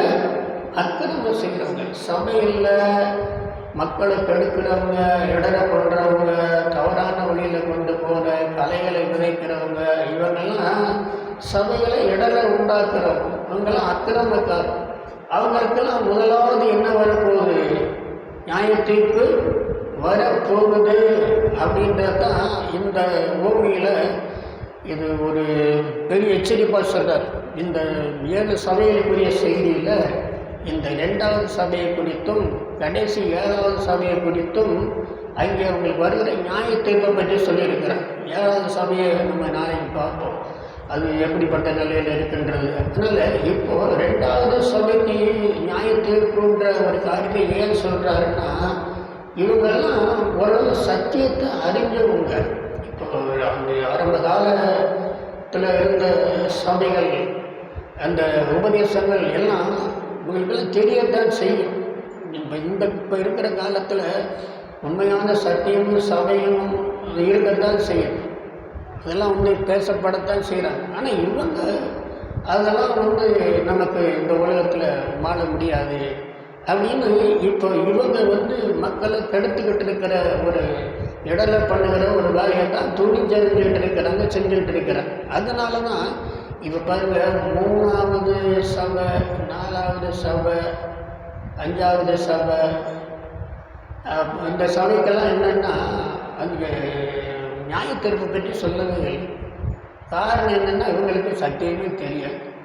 ஆட்சிக்காரங்கிட்ட போய் நீ ஏன் மரியாதை கும்பிட்டேன்னா கும்பிடக்கூடாதுன்னு யாருமே சொல்லலைன்னு தப்பிச்சுக்கிறோம். ஏன் சிலையை வணங்குறீங்கன்னா சிலையை வணங்கக்கூடாது யாருமே எனக்கு எங்களுக்கு சொல்லவே சொன்னாங்க. போட்டு சொன்னாங்க, நாங்கள் செஞ்சோம். எங்களுக்கு தெரியாதுன்னு சொன்னால் அவங்கள போய் தண்டிக்க முடியுமா? ஆனால் இப்போ இருக்கிறவங்களுக்கு எல்லாம் தெரியும். எல்லாம் தெரிஞ்சு தான் இப்போ நிறைய ஆரம்ப காலத்தில் நல்ல சத்தியத்தில் உபதேசத்தில் இருந்தவங்க இன்றைக்கி இந்த உபதேசத்துக்கு பின்னால் ஓடிக்கிட்டு இருக்கிறாங்க. இந்த ஒன்று சாவாமல் இந்த என்னது ஆசீர்வாதம் உபதேசம் அற்புத ஊழியம் இப்படின்றதான காலத்துக்கு பின்னால் ஓடிக்கிட்டே இருக்கிறான். அப்போ இந்த ஒரு காலத்தில் தேவன் வந்து எப்போதுமே ஒரு நியாய தீர்ப்பு அப்படின்னு வச்சிருக்கிறார். அதில் இடரா பண்ணுறவங்க அப்படின்னு முதல்ல சொல்லப்பட்டிருக்கு. இப்போ இடரா பண்ணுறவங்கன்னு இப்போ வேதத்தில் நீங்கள் அந்த ரோமர் 16ஆம் அதிகாரத்தில் 17ஆம் வசனத்தில் வாசிக்கும்போது நீங்கள் கற்றுக்கொண்ட உபதேசத்துக்கு விரோதமாக இடர்களையும் பிரிவினைகளையும் உண்டாக்குறதை குறித்து எச்சரிக்கையாக இருந்து அவங்களை விட்டு என்ன செய்யுங்கள்? விலகுங்கள். அவங்க கிறிஸ்துவுக்கு ஊழியம் செய்யாமல் தங்கள் வயிற்றுக்கு என்ன செய்கிறவங்க? ஊழியம் செய்கிறவங்க. அவங்க நய வசனிப்பினாலும் நிச்சய பேச்சினாலும் தமிழாதவர்களே தங்கள் பக்கமாக என்ன செய்கிறவங்க? சேர்த்து கொள்றவங்க என்று சொல்லி அங்கே பவுல் எச்சரிக்கிறத பார்க்குறோம். அதனால் ஆரம்ப சத்தியம் உபதேசம், கிறிஸ்து என்ன உபதேசம் பண்ணியிருக்கிறார், அப்போஸ்தலர் என்ன உபதேசம் பண்ணியிருக்கிறாங்க, அதை விட்டுட்டு புதுசாக நூதனமாக மக்களை பிரியப்படுத்துகிற அப்படிப்பட்ட உபதேசங்களை உபதேசித்து இப்போ ஜனங்கள் மத்தியில் இடறி போக பண்ணுறாங்க, பிரிவினைகளை உண்டாக்குறாங்க. இந்த காலத்தில் சபை அப்படின்றது ஒன்று நாளாக முடிஞ்சு போயிட்டே இருக்கு. அந்த அவங்களுக்கு பிழைப்புக்காக ஒரு 10 பேரை சேர்த்துக்கிட்டு அப்படி ஒரு உபதேசம் ஒழுங்கு ஒரு தலைமை எதுவுமே இல்லாமல் போய்கிட்டு இருக்கிற ஒரு ஊழியர்களை தான் நம்ம பார்க்கணும். ஆனால் அவங்களை பற்றி சொல்லப்பட்டிருக்கு, நீங்கள் அவங்க எச்சரிக்கையாருங்க, அவங்க சும்மா ஆள் சேர்க்குறவங்க தங்களுக்கு பிழைப்புக்காக அவங்கள ஆதாயமாக வச்சுக்கணும்னு நினைக்கிறாங்க, அவங்க வயிற்றுக்காக அந்த வேலையை செய்கிறாங்க அப்படின்னு தெளிவாக வயிற்றுக்கு ஊழியம் செய்யணும்னு சொல்லியிருக்கு. இதை நம்ம இன்றைக்கி கொஞ்சம் கணக்கெடுத்து பார்த்தோம்னா எத்தனை ஊழியக்காரங்க உண்மையாக கர்த்தருக்கு ஊழியம் செய்கிறாங்க அல்லது தங்கள் வயிற்றுக்காக ஊழியம் செய்கிறாங்க அப்படின்றத நம்ம ஓரளவுக்கு அறியலாம். ஏன்னா எவன் காசு கொடுக்குறான்னு ஓடுறாங்க பாருங்கள், எந்த ஒரு உபதேசமும் உங்களுக்கு கிடையவே கிடையாது. அதனால் ஏனும் நாள் போனால் காசு கிடைக்கும், சாப்பாடு கிடைக்கும், இப்படி வயிற்றுக்காக சொல்லிடுவோம். வயிறே அவங்களுக்கு என்னது கடவுள்னு சொல்லி தெரிகிறவங்க இப்படி ஒரு கூட்டம் இருக்கிறாங்க. இவங்கெல்லாம் உண்மை சத்தியத்தை உபதேசத்துக்கு இடலாக இருக்கிறோம். ஆனால் இவங்களுக்கெல்லாம் சீக்கிரமாக ஒரு முடிவு ஒரு இடரில் உண்டாக்குறோம். பிழையாமல் அப்படி தான் இஸ்ரவேலருக்கு முன்னால் என்னத்தை போட்டானா இடரில் போட்டான். மொழிபெற்ற விசேஷத்தில் 2ஆம் அதிகாரம் 14ஆம் வசனத்தில் இஸ்ரவேலருக்கு முன்னால் இடலை போட்ட பிழையாமனுடைய போதனை அப்படின்னு சொல்லப்படுறது. அப்போது அவன் என்ன இடரில் போட்டான்னு சொன்னால், நீங்கள் மற்ற மக்களோட சம்பந்தம் கலந்தால் அவங்களுக்கு, அதாவது இந்த இஸ்ரவேல் மக்களோடு நீங்கள் சம்பந்தம் கலந்தீங்கன்னா தன்னால் அவங்களுக்கு என்ன வந்துடும், அழிவு தேவலோகம் வந்துடும் அப்படின்னு தந்திரமாக யோசனை சொல்லி அதில் அவங்கள நிறைய பேரை தடுத்து சாக வச்சுட்டான்றது நம்ம அறிஞ்சிருக்கிற ஒரு உண்மை. அதனால் இன்றைக்கி கூட அப்படித்தான் இன்றைக்கி ஊழியக்காரங்கள்லாம் உலக பிரகாரமான நிலையில் வாழலாம். இதில் இப்போ இங்கே 2 பேர் சொல்லியிருக்கு. ஒன்று இடர பண்ணுறவங்க, 3வது அக்கிரமக்காரர். என்ன யார்? அக்கிரமக்காரர்களையும் தேவன் அங்கே சேர்த்து அக்கினி சோலையிலே போடுவார். இடர பண்ணுறது இன்றைக்கி நிறைய மக்களை இடர பண்ணுகிற ஒரு ஊழியங்கள் நடந்துக்கிட்டு தான் இருக்குது. இன்றைக்கி விசுவாசிகளே மற்றவங்க இடரில் இருக்கிறாங்க, ஊழியக்காரங்களே மற்றவங்க இடரில் இருக்கிறாங்க. ஆனால் இடரில் வராமல் போவது கூடாத காரியம். ஆனால் யாரெல்லாம் இடரில் வருதோ அவர்களுக்கு என்னது ஐயன்னு சொல்கிறாங்க. ஏன்னா மற்றவங்களுக்கு நம்ம இடரெல்லாம் இருக்கக்கூடாது அப்படின்றது தேவனுடைய திட்டம்.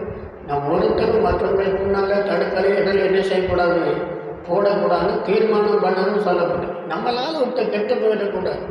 அதனால் அவங்க தேவனுடைய சத்தியத்தை விட்டு விலகிற ஒரு நிலைக்கு அவங்கள நம்ம செய்யக்கூடாது. அப்போ இந்த ஒரு நிலையில் இடரப்படுறவங்க இப்போ பாருங்கள், ஏழை காலத்தில் அவங்க செஞ்சதான பாவம் எங்கே வரைக்கும் போச்சான், மேலே வரைக்கும் போயிடுச்சு. இவங்க செஞ்ச பாவம், ஏழை பிள்ளைகள் செஞ்ச பாவம். அதனால் ஜனங்களுக்கு அவங்க இடர்ல இருந்தாங்க. யாருமே ஆலயத்துக்கு போக காணிக்க கொடுக்க அவங்களுக்கு என்ன இல்லை, மனசே இல்லை. அது பெரிய ஊழியக்காரருடைய பிள்ளைகள் இன்றைக்கி அவங்களே மக்களுக்கு இடர்ல இருக்கிறாங்க. சில ஜனங்கள் எல்லாருக்கும் என்ன அப்படி ஊழியக்காரருடைய பிள்ளைகளே அப்படி இருக்காங்க. இன்றைக்கும் கூட என்ன ஒரு பெரிய பிரச்சனைனா, பெரிய பெரிய ஊழியக்காரருடைய பிள்ளைகளை பார்த்தா அவங்க ஒன்றும் சத்தியத்துக்காக அல்லது அவங்களுடைய பெற்றோர்கள் அவங்களுடைய தகப்பனார் செய்த அந்த ஊழியத்தின் அடிப்படையில் அவங்க ஊழியம் செய்கிறாங்களான்னா ஒன்றும் கிடையவே கிடையாது. அவங்கெல்லாம் சொத்துக்காக அடிச்சுட்டு சண்டை போட்டுக்கிட்டு இருக்கிறாங்க. அதுதான் இவங்க இதை பார்த்தாலே ஊரே சிரிக்காது. எப்படி அந்த ஊழியத்தை அவர் ஆரம்பித்தார், அவர் செஞ்சார், இன்னைக்கு சொத்துக்காக மற்றபடி பதவிக்காக சண்டை போட்டுக்கிட்டு அடிச்சுக்கிட்டு இருக்கிறாங்க. இதனால் தேவனுடைய நாம தூஷிக்கப்படுறது அநேக இடர்லாம் இருக்கிறாங்க.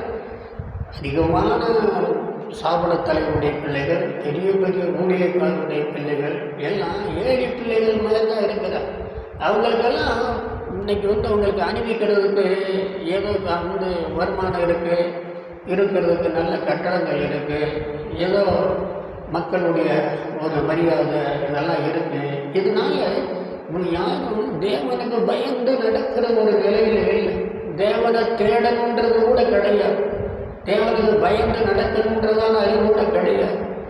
ஏதோ அவங்க ஆரம்பத்துலேருந்து அறிஞ்சதான ஒரு சில பாடல்களை வச்சுட்டு ஆராதனை நடத்துவோம், சில சத்தியங்களை சொல்லிட்டு நான் ஊழியம் செய்து சொல்லுவோம். ஆனால் இதனால் தேவனுடைய நாமம் தூசிக்கப்படும், அனைவரும் இடறி போவாங்க. அவங்க சத்தியத்தில் அவங்க நடத்த முடியாது.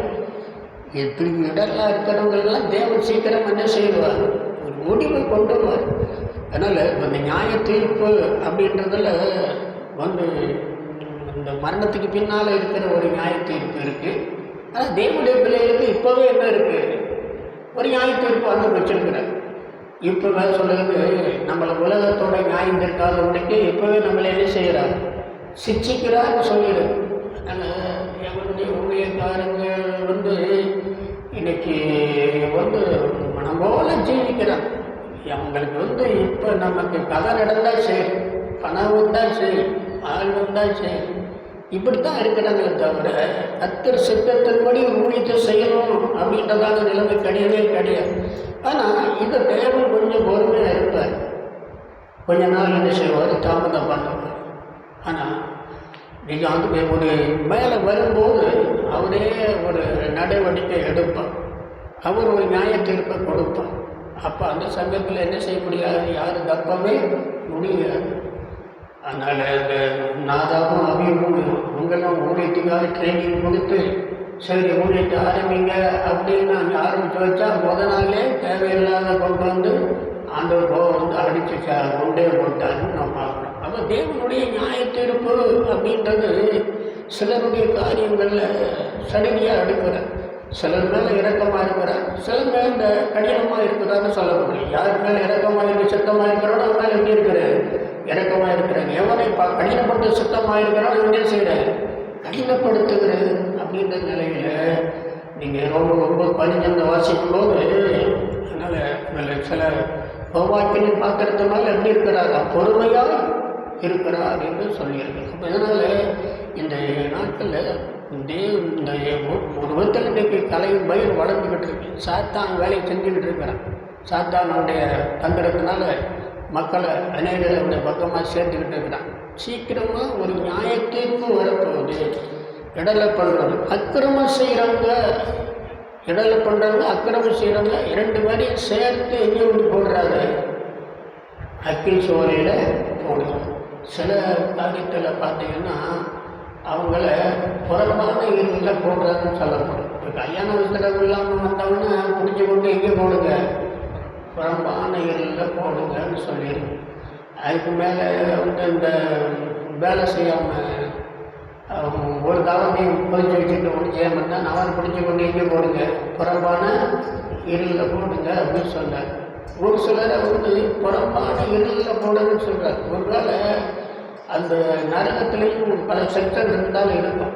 ஏன்னா அவன் நம்ம செய்தான வந்து கிரியை கேட்டபடி என்ன இருக்குது, அவர் பலன் இருக்கு. வந்து நம்ம தேவனுடைய பிள்ளைகளாக இருக்கிறவங்களுக்கு நம்மளுக்கு பரலோகத்தில் என்ன இருக்குது, அநேக வாசஸ்தலங்கள் இருக்குது, பல பிரிவு இருக்குது. புதிய வானம் இருக்குது, புதிய பூமி இருக்குது, அப்புறம் புதிய எருசலேம் நகரம் இருக்குது.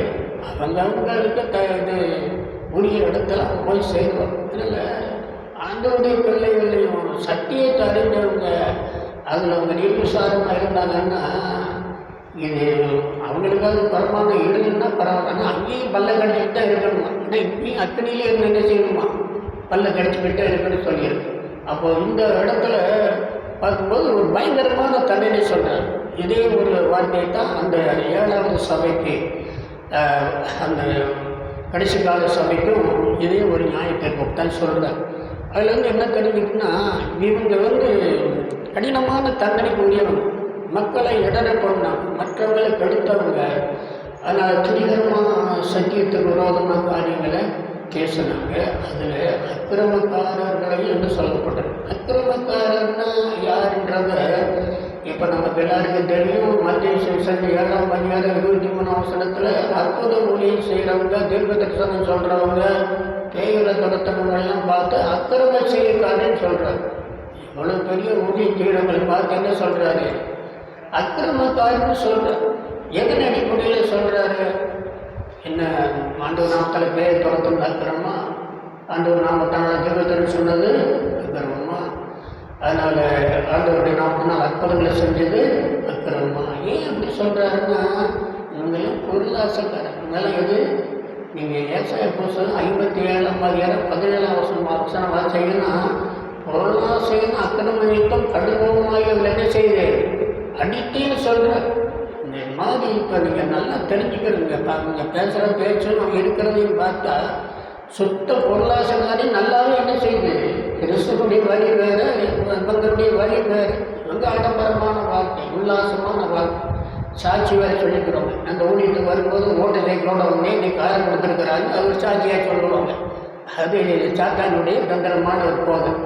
அதை கேட்டுக்கிட்டு அப்படியா அப்போ நான் இப்படிட்டே இருக்கேன், உங்களோட சேர்ந்தா எனக்கு என்ன கிடச்சிடும், கார் கிடைச்சிடணும்னு பெரிய பெரிய ஊழியர்காரன் ஜிப்பா போட்டவங்கலாம் பின்னால் வராங்க சொல்கிறாங்க. இது ஒரு கேவலமான காரியம். ஆண்டவர் யார், என்ன போதிச்சிருக்கிறார், அவருடைய வழி என்ன, இதையெல்லாம் இன்றைக்கி யாரும் சிந்திக்கிறதே கிடையாது. வசதியாக இருக்கானா நம்மளும் வசதியாக வரும். அதனால் இது எதுனாலும் பரவாயில்ல, என்ன ஆனாலும் பரவாயில்ல, நம்ம அதுபடி போவோம் அப்படின்ற மாதிரி முடிவுக்கு வந்துடுறாங்க. ஆனால் இதுதான் கொஞ்சம் அக்கிரமக்காரர். அதனால் இப்போ சோதோனுடைய அழிவுக்கு காரணம் என்ன அப்படின்னா, அவங்களுடைய சுகபோகமான வாழ்க்கை. அதுதான் அந்த அக்கிரமம் சொல்லப்படுறது. அவங்க ஆகாரத்திறச்சி சாதபோகமான வாழ்க்கை, இதுதான் அந்த அக்கிரமம் சொல்லப்பட்டிருக்கு. பொதுவாக அவன் சோதர மக்கள் அக்கிரமக்காரிங்க. அதனால தான் லோத்து அவங்களோட அக்கிரம கிரிகளை கண்டு தன் இதயத்தை என்ன செய்யப்பட்டான், பாதிக்கப்பட்டான். அதனால் அக்கிரமக்காரனோட போக பண்ணுவாருன்னு ஒரு வசனம் இருக்குது. அதனால் என்னென்னா, அக்கிரமம் என்று சொல்லுகிறது என்னது, உலக பரப்ப சோதரனுடைய பாவம்ன்றது அவங்க சுகபோகமாக வாழ்கிறது, நல்லா சாப்பிடுறது, நல்லா உடுத்துறது, இதைத்தான் முதல்ல சொல்லி கொடுக்குறாரு. நீங்கள் இயேசுவை பின்பற்றினீங்கன்னா உங்கள் எல்லா வசதியும் கிடைக்கும், சுகமாக இருக்கலாம், வியாதியும் வராது. இது போன்ற காரியங்களை சொன்ன உடனே அவங்க அப்படியே அதில் ஆசைப்பட்டு போகிறாங்க. இவங்கெல்லாம் அக்கிரமக்காரர், மற்றவர்கள் இடர பண்ணுறவங்க. நிச்சயமாக அவங்களுக்கு முடிவில் ஒரு நியாய தீர்ப்பு என்ன செய்யுது இருக்குது அப்படின்றது தான் இந்த ஓமையில் தேவன் தெளிவாக சொல்கிறார். அக்கிரமக்காரர் இனி ஒரு விதத்தில் இன்றைக்கி நடக்கிற ஒரு அக்கிரமம் என்னென்னா, நீங்கள் ஏசாயா புஸ்தகம் 1:13 அக்கிரமத்தோடு ஆசரிக்கிற அந்த ஆசரிப்புகளை குறித்து ஆண்டவர் என்ன செய்கிறார், அவர் வெறுக்கிறார் அப்படின்னு ஒரு வார்த்தை வருது. அக்கிரமத்தோடு ஆசரிக்கிறதான ஒரு ஆராதனை காரியங்கள். இன்றைக்கு இருக்கிற ஆராதனையெல்லாம் அக்கிரமமான ஆராதனையாக இருக்கு. அதெல்லாம் ஒரு ஒழுங்கான ஆராதனையே கிடையாது. ரொம்ப அதெல்லாம் அருவருப்பான ஆராதனை. அதான் வெறுக்கிறேன்னு சொல்கிறேன். அதெல்லாம் பொறுத்து இழைச்சி கொள்ளுன்னு சொல்கிறார். இன்னைக்கு இருக்கிற ஆராதனையை உலக பட்சம் கூட பார்த்து சந்தோஷப்பட மாட்டேன். பக்திக்குரியவர்களுக்கு இந்த ஆட்டமா, இந்த ஒரு வேஷமா அப்படின்னு அவனே என்ன கிறிஸ்தவங்கன்னு சொல்கிறாங்க, எப்படி ஆடுறாங்க பாடுறாங்க, இந்த மாதிரி ஊட்டிக்கிட்டு தர்றாங்க அப்படின்ற நிலையில் இன்னைக்கு ஒரு அக்கிரமமான காரியம் நடக்கும். ஆராதனை பண்ணுறவங்கெல்லாம் அவங்க எந்த அளவுக்கு ஒரு பக்திக்குரியவர்களாக இருந்து உண்மையாக செய்கிறாங்க. அதனால் நம்ம கூட நம்ம பிள்ளைகள் மற்றவங்க ரொம்ப அன்று பயந்து அது சொல்கிறது போல அசைவில்லாத ராஜ்யத்தை பெறுகிறவர்களாகிய நாமும் நம் பயத்தோடும் பக்தியோடும் தேவனுக்கு பிரியமான ஆராதனை செய்யணும்னு சொல்லப்படுது. பயத்தோடு பக்தியோட அவங்களோட ஆராதனை ஏதாவது பயம் இருக்கா, பக்தி இருக்கா? ஒன்றும் கிடையாது, வெறும் ஆட்டம் தான். இப்போ வர ரொம்ப மோசம் சொன்னாங்க. எந்த இடத்துலையும் போய் சில சபைகளையும் ஆண்களையும் பெண்களையும் பிடிச்சிக்கிட்டுலாம் ஆடுறாங்கலாம் சொல்கிறாங்க. நாங்கள்லாம் இந்த கொடுமையெல்லாம் நான் பார்க்குறதில்ல. எதையுமே ரொம்ப எதையும் கேட்கவும் விரும்புறதில்லை. அதில் போனோம்னா அதே நமக்கு வேலையாக போயிடும். அப்புறம் நம்ம பைபிள் படிக்க முடியாது, சிந்தையும் கேட்டு போகும். அதனால் நான் உங்களுக்கு சொல்கிற முக்கியமான ஆலோசனை, இந்த டிவியை ரொம்ப பயன்படுத்தாதீங்க, அவசியத்துக்கு பயன்படுத்துங்க. அதில் சில நல்ல செய்தி இருக்கத்தான் செய்யுது. நீங்கள் அதை விட வேதத்தை படிங்க. ஏன்னா ஒவ்வொருத்தருக்கும் ஒரு கருத்தை சொல்லுவாங்க. நம்ம எல்லாம் சரின்னு எடுத்துக்கிற முடியாது.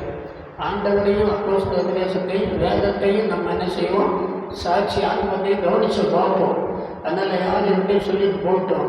அதனால நமக்கு ஒரு பெரிய பக்தி வந்துடாது, பெரிய அறிவு வந்துடாது. அதெல்லாம் நம்ம அறிஞ்சுக்கணுன்றதுனால அறிஞ்சுக்கிறது ஒரு அவசியம் இல்லை. அதனால் இப்போ வருகை குறித்து ரொம்ப புள்ளிவரமான சில விலைகள் சொல்கிறாங்க. அப்படி சொன்னாலும் இன்றைக்கி மக்கள் யாராவது விழிப்பாக இருக்காங்களா? அதுவும் நடக்கிறது நடக்கட்டும், வர்றது வரட்டும், அஞ்சு கிறிஸ்து வரட்டும், எப்போ வந்தாலும் வரட்டும், அப்படி தான் இருக்கிறாங்க. ஒன்றும் அதுக்கு பயங்கரம் கிடையாது. அப்போ அளவுக்கு என்ன தெரியுதுன்னா, எந்த ஒரு எச்சரிக்கை கேட்டாலும் ஜனங்கள் அதில் விழிப்பார்க்க நிலை இல்லை. ஆனால் தேவன் ஒரு நியாய தீர்ப்பை கொண்டு வரும். அக்கிரமம் செய்கிறவர்கள், இடர் கொண்டவங்க, இவங்கெல்லாம் நெருப்பில் போகும். ஆனால் அடுத்து என்ன சொல்லியிருக்குன்னா, நீதிமான்களோ யார்? அந்த வசனத்தில் அந்த வசனத்தை பாருங்கள். சோதர 43 வசனம். அப்பொழுது நீதிமான்களோ தங்கள் பிதாவின் ராஜ்யத்தில் சூரியனை போல் என்ன செய்வார்கள்? பிரகாசிப்பார்கள். கேட்கறதுக்கு காதுள்ளவன் கேட்க கடவுள். ஆனால் நீதிமான்கள்னு ஒரு கூட்டம் இருக்கிறார். ஆனால் அவங்களை பற்றி சொல்லப்பட்டிருக்கு, அவங்க எப்படி பிரகாசிக்கிறவங்க? சூரியனை போல பிரகாசிக்கிறவங்க தான் நீதிமான்கள். சும்மா நீதிமான்கள்னு சொல்லிக்கிட்டு இருக்கிறதுனால என்ன செய்ய முடியாது? நீதிமான ஆகிற முடிய. இப்போ இயேசு கிறிஸ்து ரத்தத்தினால அவரை பற்றி விசுவாசத்தினால நம்ம என்ன ஆக்கப்படுகிறோம்? நீதிமான் ஆக்கப்படுகிறோம். ஆனால் நம்ம இன்னும் நீதி மேலே நீதி என்ன செய்யணும்? நீதி மேலே பசிதாமுள்ளவங்களாக செய்யணும், இருக்கணும். நீதி செய்யணும், இன்னும் என்ன செய்யணும்? நீதி செய்யணும். அதனால் நீதிமானுடைய பாதையானது நடுப்பகல் வரைக்கும் அதிகமாய் பிரகாசிக்கிற சூரிய பிரகாசம் போல, சூரிய பிரகாசம் போல வாழ்க்கை அப்படி மாறும். சும்மா நம்ம ஊழியக்காரன் சொல்லிட்டு உலக மக்களையும் கணக்கெட்டவன் பார்க்க வாழ்ந்தாங்கன்னா எப்படி சூரியனை போல பிரகாசிக்கிறது? ஏசுவ சூரியன் சொல்லியிருக்கு, வீரியன் சூரியன் சொல்லியிருக்கு. ஆனால் நம்மளும் ஒரு நாளில் பிதாவின் ராஜ்யத்தில் சொல்ல முடியும். என்ன ராஜ்யத்தில்? பிதாவின் ராஜ்யத்தில். இப்போ நம்ம இருக்கிறது கிறிஸ்துவின் அன்பின் குமாரனுடைய ராஜ்யத்தில் நம்ம இருக்கிறோம். நம்ம எரியின் அதிகாரத்திலிருந்து விடுவிக்கப்பட்டு அவரால் அவருடைய சபையாகி இந்த ராஜ்யத்தில் கொண்டு வந்திருக்கிறோம். இதில் நம்ம தொடர் முயற்சியாக நம்ம திடீரில் நம்ம வளர்ந்து போகும்போது முடிவில் தேவன் நமக்கு, நீங்கள் 2 பேர் 1:11 வாசிக்கும் போது இவ்விதமாக உங்களுக்கு அந்த நித்திய ராஜ்யத்துக்குள்ளே பிரவேசிக்கிற பிரவேசங்களுக்கு என்ன செய்யப்படும்?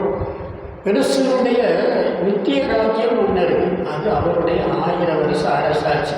அந்த 1000 வருஷ அரசாட்சி முடிஞ்ச பின்னால சாத்தான மறுபடியும் விடுதலையாக்கி அந்த 1000 வருஷம் அந்த காலத்தில் இந்த மக்களுக்கு எவ்வளோ நன்மை செஞ்சுருக்கிறோம். ஆனால் இப்போ யார் பக்கம் இருக்கிறாங்கன்றத பார்த்து அவங்களை சோதிக்கிறது தான் இப்போ சாத்தான அவுத்து விடுறாரு. அதாவது சாத்தான வச்சிருக்கிறது என்ன இருக்குது? அவர் வேலை கடைசி ஆள் வரைக்கும் என்ன செய்யணும்? சோதித்து பார்க்கணும். அதனால் 1000 வருஷம் ஆண்டவர் நேர்மையாக ஆட்சி பண்ணார். அதனால் அவங்களுக்கு ஒரே ஒரு சண்டை சச்சரவே கிடையாது. எல்லாம் சமாதானமாக அவங்க எல்லாம் சந்தோஷமாக வாழ்ந்தாங்க. அதில் அவங்களுக்கு ஒரு பிரச்சனையுமே வரலை.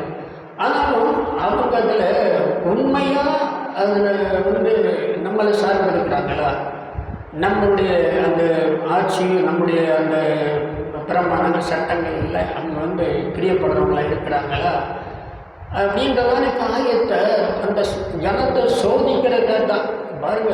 ஆதாமில் இருந்து கடைசி 1000 வருஷ அரசாட்சிக்கு பின்னால் இருக்கிற ஆட்களையும் சோதிக்கிறதுக்கு சாத்தான் வேணும்னு அடைச்சி வச்சிருக்கிற 1000 வருஷம் அடைச்சி வச்சிருக்கிறார். அதில் ஆண்டவருடைய ஆட்சி என்ன செய்கிறாரு? சாத்தான் இல்லாதனால கொஞ்சம் மக்களை சரியாக நடத்திட்டு போகிறார்.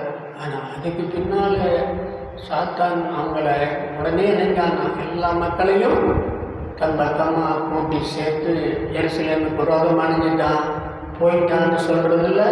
சாத்தான் எவ்வளவு ஞானம் உள்ளவன், தந்திரம் உள்ளவன், வல்லமை உள்ளவன், ஜனங்கள் எப்படி ஏமாந்தவங்க, எப்படி மோசமான ஆட்கள்ன்றத நல்லா என்ன செய்ய முடியுது? அப்படி 1000 வருஷம் ஆட்சியில் ஆண்டவருடைய வார்த்தையை கேட்டு அவர் நம்ப பார்த்தவங்க இப்படி உடனடியாக சாத்தான் பின்னா போகிறாங்கன்னா அப்போ என்ன அவங்க இதுவரைக்குமா ஆண்டவர் அறிஞ்சிருக்கிறாங்க, உண்மை அறிஞ்சிருக்கிறாங்க.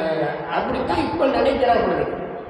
ரசிக்கப்பட்டு ஊழியத்துக்கு வரணும்னு சொல்லி 30 வருஷம் 40 வருஷம் நல்ல சத்தியம் அப்படி இதான் சபை இதான் உபதேசம் அப்படின்னு இருந்தவங்க இன்னைக்கு திடீர்னு மாறிட்டு இப்போ ஆண்டு எனக்கு கண்ணு திறந்துட்டாரு, எனக்கு அறிவு கிடைச்சிருச்சு, அதனால் வெளிச்சம் கிடைச்சிருச்சு அப்படி இப்படி சொல்லிட்டு பின்னால் இருக்கிறாங்கன்னா எவ்வளோ கொடுமையான ஆட்கள், என்ன விளைனாலும் சரியாக தெரிஞ்சாங்க, எப்படி ரசிக்கப்பட்டாங்க. அதனால தான் கலாட்டியர்களுடைய பார்த்து பவுல் கேட்குறாரு, நீங்கள் என்ன விசுவாசத்தில் நீங்கள் ஆணையை பெற்றீங்க, எப்படி நீங்கள் மரத்தை கற்றுக்கொண்டீங்க, இவ்வளோ சீக்கிரமாக இப்படி நீங்கள் என்ன சொன்னீங்களே, இன்னொரு சுவிசேஷத்துக்கு போயிட்டீங்களே, ரொம்ப ஆச்சரியமாக இருக்குன்னு சொன்னது மாதிரி தான் நமக்கு ஆச்சரியமாக இருக்குது. ஒரு காலத்தில் நிறைய போடக்கூடாது பேசுகிறது போடலாம், அதெல்லாம் தப்பு இல்லை. கல்யாணம்லாம் வெள்ளைச்சாலை எடுத்து தான் முடிக்கணும் போனாங்க, எப்படியும் கட்டலாம், அதெல்லாம் ஒன்றும் தப்பு இல்லை, தாயும் கட்டலாம். அப்போ எந்த அளவுக்கு இன்னைக்கு மக்களுடைய அந்த ஆரம்பத்தில் அறிஞ்ச சத்தியங்களை விட்டு அவங்க விலையை போகிறாங்க அப்படின்றத நம்ம அறிந்து பார்க்கும்போது அது ஆச்சரியமாக தான் இருக்குது. அப்போ அதனால் இப்போ இந்த கடைசி அந்த நியாயத்தீர்ப்பு அப்படின்றது மரித்த பின்னால் ஒரு நியாயத்தீர்ப்பு, இப்போ சரீரத்திலேயே தேவனுடைய பிள்ளைகள் நியாயத்தீர்ப்பு இருக்குது. அதனால் தான் சொல்லப்பட்டிருக்கிறது, இந்த கர்த்தருடைய பந்தியில் கலந்து கொள்கிறவங்க அதில் சரியில்லாமல் நீங்கள் வளர்ந்து வந்தீங்கன்னா வியாதி பலவீனம் மரணம் கூட என்ன செய்யும், வரத்தான் செய்யும். அப்போ அதில் நீங்கள் என்ன செய்யணும்னா, அது ஏன் அதை அனுமதிக்கிறாங்கன்னா நரகத்தில் போட்டாதபடிக்கு இங்கேயே உங்களுக்கு சில நரக வேதனை பாடு குடும்பங்கள் அனுமதிக்கிறாங்கிற அந்த உண்மையை நம்மளால் வாசிக்கிறோம். அதனால் இதெல்லாம் நம்ம பார்க்கும்போது ரொம்ப கவனமாக நம்ம ஜீவிக்கணும். நம்ம சரீரத்தில்தான் இருக்கிறோம், நம்ம இந்த உலகத்தில் தான் இருக்கிறோம். அதனால் சாத்தானும் நம்மளை சுற்றிக்கிட்டு தான் வர்றான். அதனால் நம்ம தான் நிற்கிறதா என்னங்கிற விழாதுபடிக்கு என்ன செய்யணும், எச்சரிக்கணும். நம்ம கவனமாக தான் நம்ம இருக்கணும்.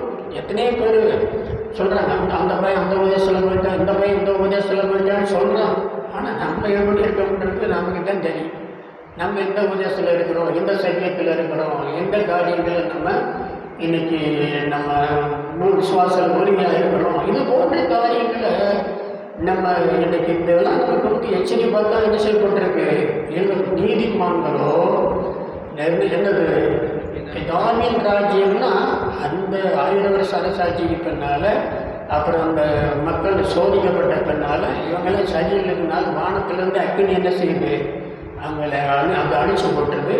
அதுக்கு பின்னால் ஆண்டவரே தன்னுடைய அதிகாரம் மற்ற எல்லாத்தையும் பிதாவுக்கு கொடுத்துட்டு அவருக்கு என்ன செய்வாராம், கீழ்பட்டிருப்பார். இது 1 அதிகாரம் 24 வசனத்திலிருந்து அந்த காரியம் சொல்லியிருக்கு. அதுதான் பிதாவின் ராஜ்யம். அப்புறம் அதுக்கு மேலே மாற்றமே இல்லை. பிதாவின் ராஜ்யத்தில் சூரியனை போல பிரகாசிப்பான்னு சொல்லப்படும். கிறிஸ்துவின் ராஜ்யத்தில் 1000 வருஷ அரசாட்சிகள் இல்லை, அதில் சாதாரண மனுஷன்லாம் இருப்பாங்க. பிதாவின் ராஜ்யத்தில் சூரியனே கிடையாது, சந்திரனே கிடையாது, நட்சத்திரனே கிடையாது. ஒவ்வொருத்தரும் என்ன செய்வாங்க, இயேசு விளக்காக இருப்பார், அவரை பிரகாசிப்பார், எல்லாருமே ஒளியாக இருப்பார். அதனால தான் அநேக நீதிக்குட்படுத்தினவர்கள் ஆயாத மண்டலத்தில் இருக்கிறதான நட்சத்திரங்கள் போல் என்ன செய்வார்கள், பிரகாசிப்பார்கள், பிரகாசிப்பார்கள். அப்போ இந்த நீதி மான்கள் அப்படின்றதுல பிரகாசம்ன்றது எதை காட்டுது, பரிசுத்தத்தை தான் காட்டுது. உங்களுடைய நல்ல கிரியைகளுக்கு முன்னால் என்ன செய்யட்டும், பிரகாசிக்கட்டும். அப்போ அந்த நீதியத்தில் நம்ம நீதிமான்கள்னா இப்போ ஒரு தவறான உபதேசம் வந்துருக்கு.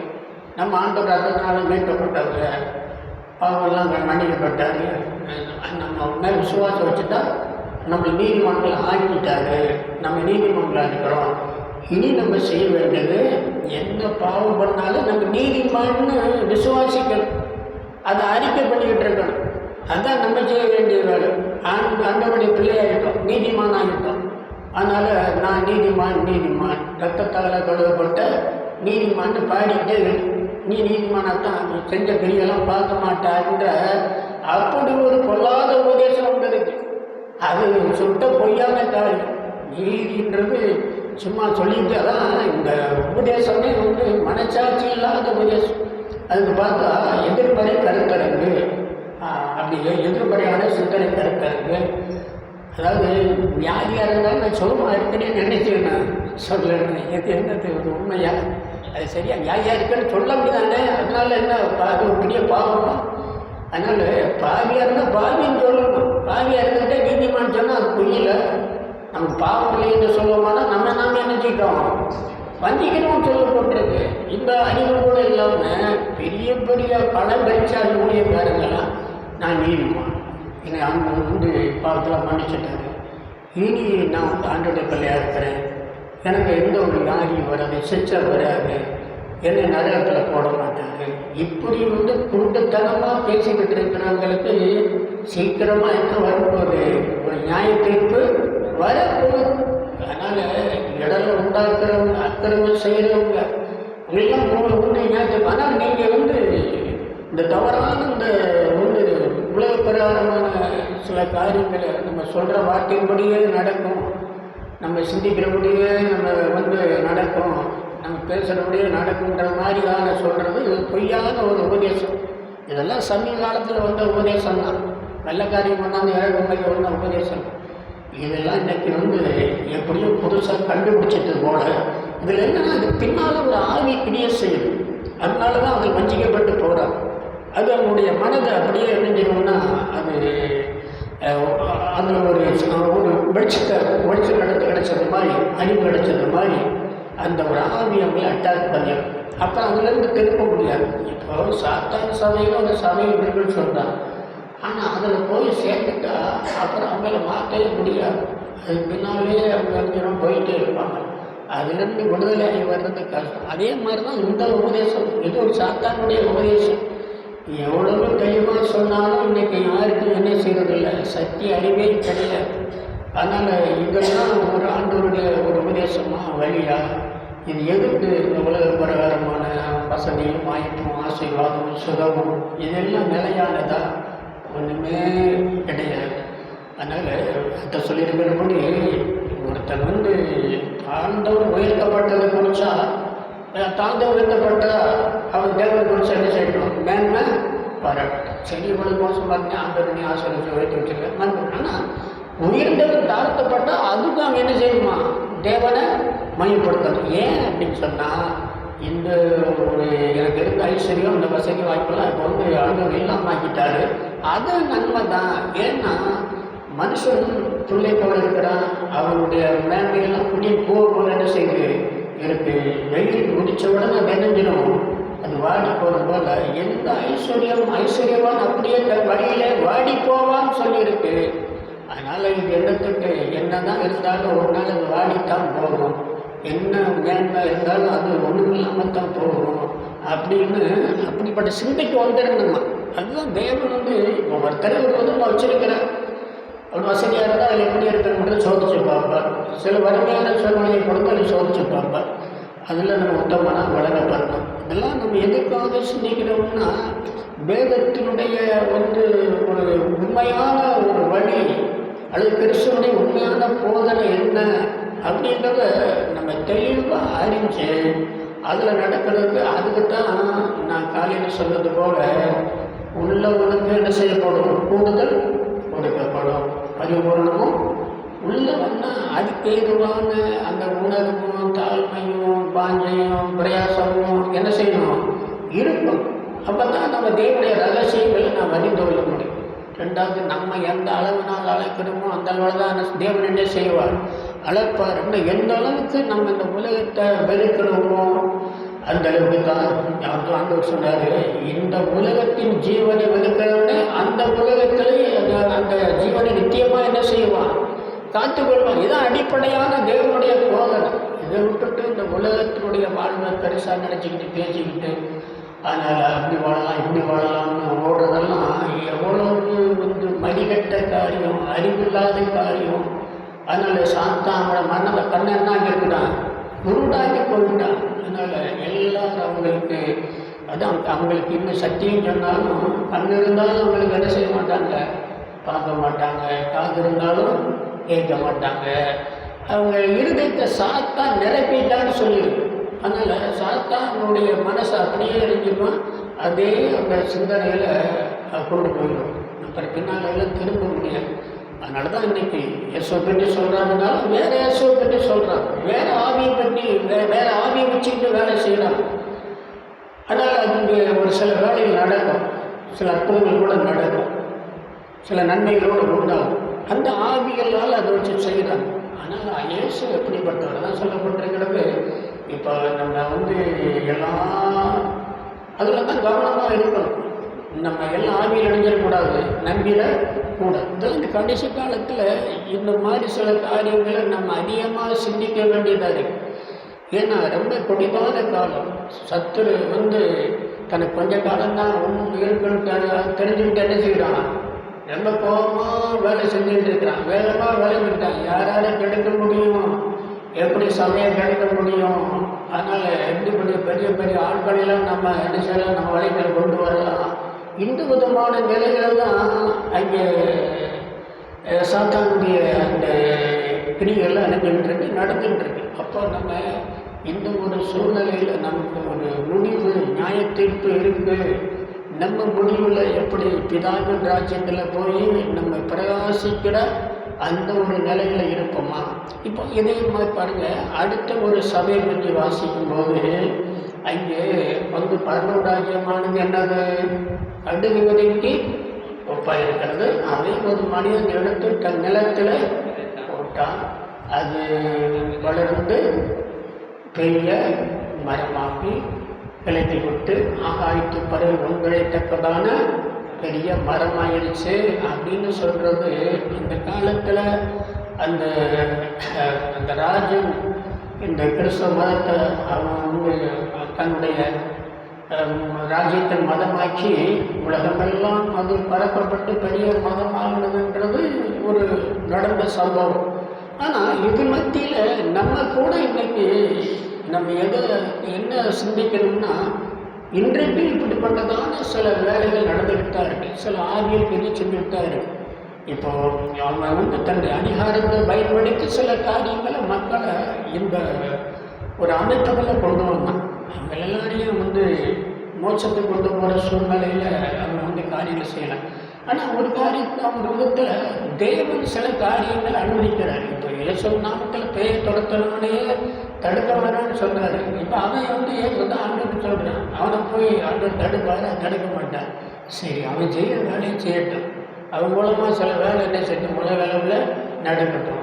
பின்னால் நம்ம சரியான வழியில் வரக்கூடியவங்களை கொண்டு வந்துடலாம். அந்த நோக்கத்தில் தான் அனுமதிச்சிருப்பார். மற்றபடி எதையுமே தேவன் தீமையானதை நன்மையாக என்ன செய்ய முடியும், மாற்றிவிட முடியும். ஆனால் என்ன, அது வந்து உண்மையான ஆண்டவருடைய வழி கிடையாது. சரித்திரத்தில் சொல்கிறாங்க, அவனுக்கு பின்னால் அவன் பேரை ஒருத்தன் உண்டானா, அவன் வந்து கிறிஸ்தவத்துக்கே வந்து எதிராக போய் அவன் விக்கிரக கோயிலில் கட்டிக்கிட்டு அவன் விக்கிரக வழிபாடு பண்ணனான்.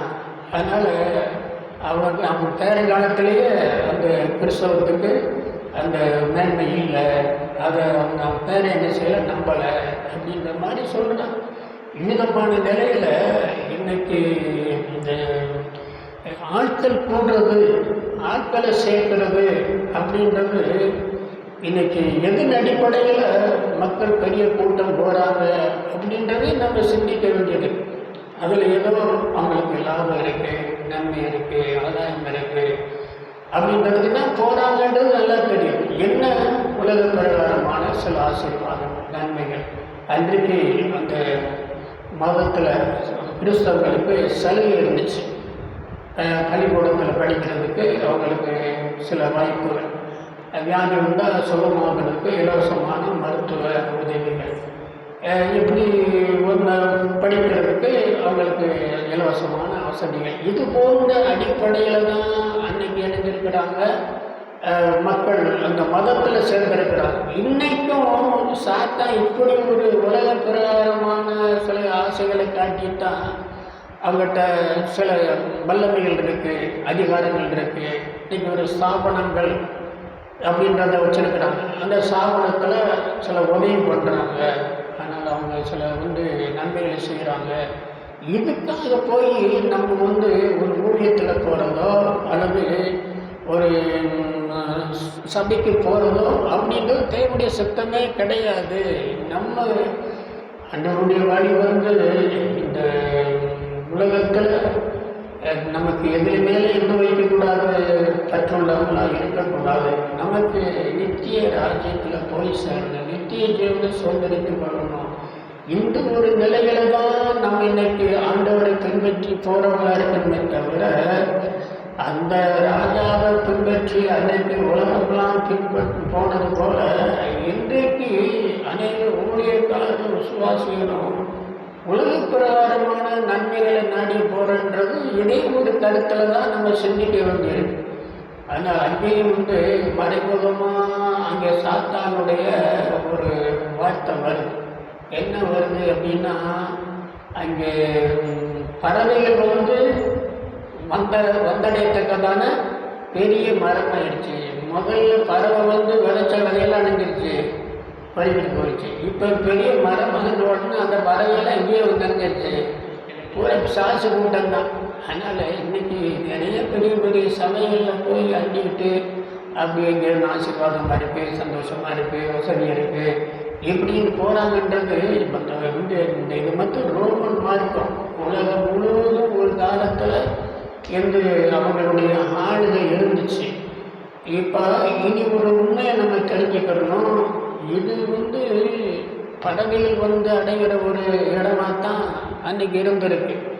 இப்போ இனி மறுபடியும் இந்த ரோம ராஜ்யமானது இந்த உலகத்தை ஆளத்தக்க நிலையில வரும் என்கிறதால ஒரு தீர்க்க தரிசன காரியமும் வேதத்தில் சொல்லப்பட்டிருக்கிறது. நீங்கள் வெளிப்பட்டு விசேஷத்தில் பார்த்தீங்கன்னா சோதரன் 17ஆம் அதிகாரத்தில் அங்கே சோதரன் 17ஆம் அதிகாரத்தில் நீங்கள் 7ஆம் வருஷத்தை கீழே வாசிக்கும் போது, அப்பொழுது தூதனானவன் என்னை நோக்கி, ஏன் ஆச்சரியப்படுகிறார்? இந்த ஸ்திரீனுடைய ரகசியத்தையும் 7 தலைகளையும் 10 கும்பலையும் உடையதால் இவளை சுமக்கிற மிருகத்தினுடைய ரகசியத்தை உனக்கு சொல்லுகிறேன். நீ கண்ட மிருகம் முன்னே இருந்தது, இப்பொழுது இல்லை. அது பாதாளத்திலிருந்து ஏறி நாசமடைய போகிறது. உலக தோற்றம் முதல் ஜீவபுஸ்தத்தில் பெருகப்பட்டிராத பூமியின் குடிகள் இருந்ததும் இராமல் போனதும் இனி இருப்பதுமாகி மிருகத்தை என்ன செய்வார் பார்த்து ஆச்சரியப்படுவார்கள். ஞானம் உள்ள மனம் இதில் என்ன செய்யும்? விளைந்தும். அந்த 7 தலைகளும் அந்த ஸ்திரீகள் கண்கண்ட 7 மலைகளாம். அவர்கள் 7 ராஜாக்களாம். இவர்கள் 5 பேர் விழுந்தார்கள். ஒருவன் இருக்கிறான், மற்றவன் இன்னும் வரவில்லை. வரும்போது அவன் கொஞ்ச காலம் தரித்திருக்க வேண்டும். இருந்தது இராததுமாகிய மிருகமே 8ஆவதானவனும் அது வேலையிலிருந்து தோன்றுகிறவனும் நாசமடைய போகிறவனுமாக இருக்கிறான். இது அந்தி கிறிஸ்து பற்றி சொல்லுது. இப்போ இந்த அந்தி கிறிஸ்து இதெல்லாம் உங்களுக்கு நீங்கள் பைபிள் ஸ்கூலில் படித்தவங்க அல்லது மற்ற இந்த சில விளக்க புஸ்தகங்கள் படித்தவங்களுக்கு தெரியும். அதனால் இதில் நம்ம அந்த வெளிப்பட்ட விசேஷத்தில் இந்த மிருகம் இந்த காரியங்கள்லாம் அந்தி கிறிஸ்துவனுடைய சில ஆள்கையின் காலத்தில் நடக்க போகிறது அப்படின்றது அதில் அறிஞ்சிக்கிற முடியும். ஆனால் என்ன சொல்லியிருக்குன்னா, அந்த இதுக்கு பற்றி சொல்லப்பட்டிருக்கிறது இருந்ததும் இராமல் போனது இனி இருப்பதுமாகிய மிருகமே 8ஆவதானவன்னா 8ஆவதானவன்றது அந்தி கிறிஸ்துவை பற்றிருக்கு. 7லிருந்து தோன்றினவன் 8ஆவதானவன். அதனுடைய உண்மையான பொருள்னா, முதல்ல இருந்தது ரோம அரசாங்கம் இருந்துச்சு. இப்போ எல்லாம் போச்சு. மறுபடியும் என்ன வரப்போகுது? இந்த அரசாங்கம் வரப்போகுது. இப்போ அந்தி கிறிஸ்து இந்த உலகத்தில் வருவான்றது எல்லா கிறிஸ்தவர்களுக்கும் கூட ஒரு நம்பிக்கை இருக்குது. அதனால் இனி உலகத்தில் எல்லாத்தையும் ஆட்சி பண்ணுவான், அவன் அந்த தேவ ஜனங்களுக்கு எதிராக இருப்பான் அப்படின்லாம் சொல்லப்பட்டிருக்கிற ஒரு காரியம்தான். ஆனாலும் அவனை பற்றியதான காரியங்களில் அந்த எங்கே இருந்து வருவான், எப்படி வருவான் அப்படின்றதான காரியம்லாம் அந்த 7 என்று சொல்லுகிறது உலகத்தில் தோன்றினதான 7 சாம்ராஜ்யங்கள், அசிரியா, எகிப்து, அப்புறம் பாபிலோன், கிரேக்கு, பேரியா, பெர்சியா, அப்புறம் அந்த ரோம், இது போன்றதான நிறைய 7 ஒரு பெரிய சாம்ராஜ்யங்கள் இந்த உலகத்தில் தோன்றி போயிருக்கு சொல்கிறான். ஆனால் அது இடையில ரோம அரசாங்கம் தான் கடைசியில் ஒரு பெரிய உலக பேரரசு, உலகத்தையெல்லாம் ஆண்ட அரசு அப்படின்றது தான் அவங்க பெரிய அளவில் வாழ்க்கை செஞ்சுருக்கிறாங்க. ஆனால் அது இப்போ இல்லாமல் போச்சு. இப்போ மறுபடியும் அந்த அரசாங்கம் வரும், அந்த ரோம அரசாங்கம் வரும்.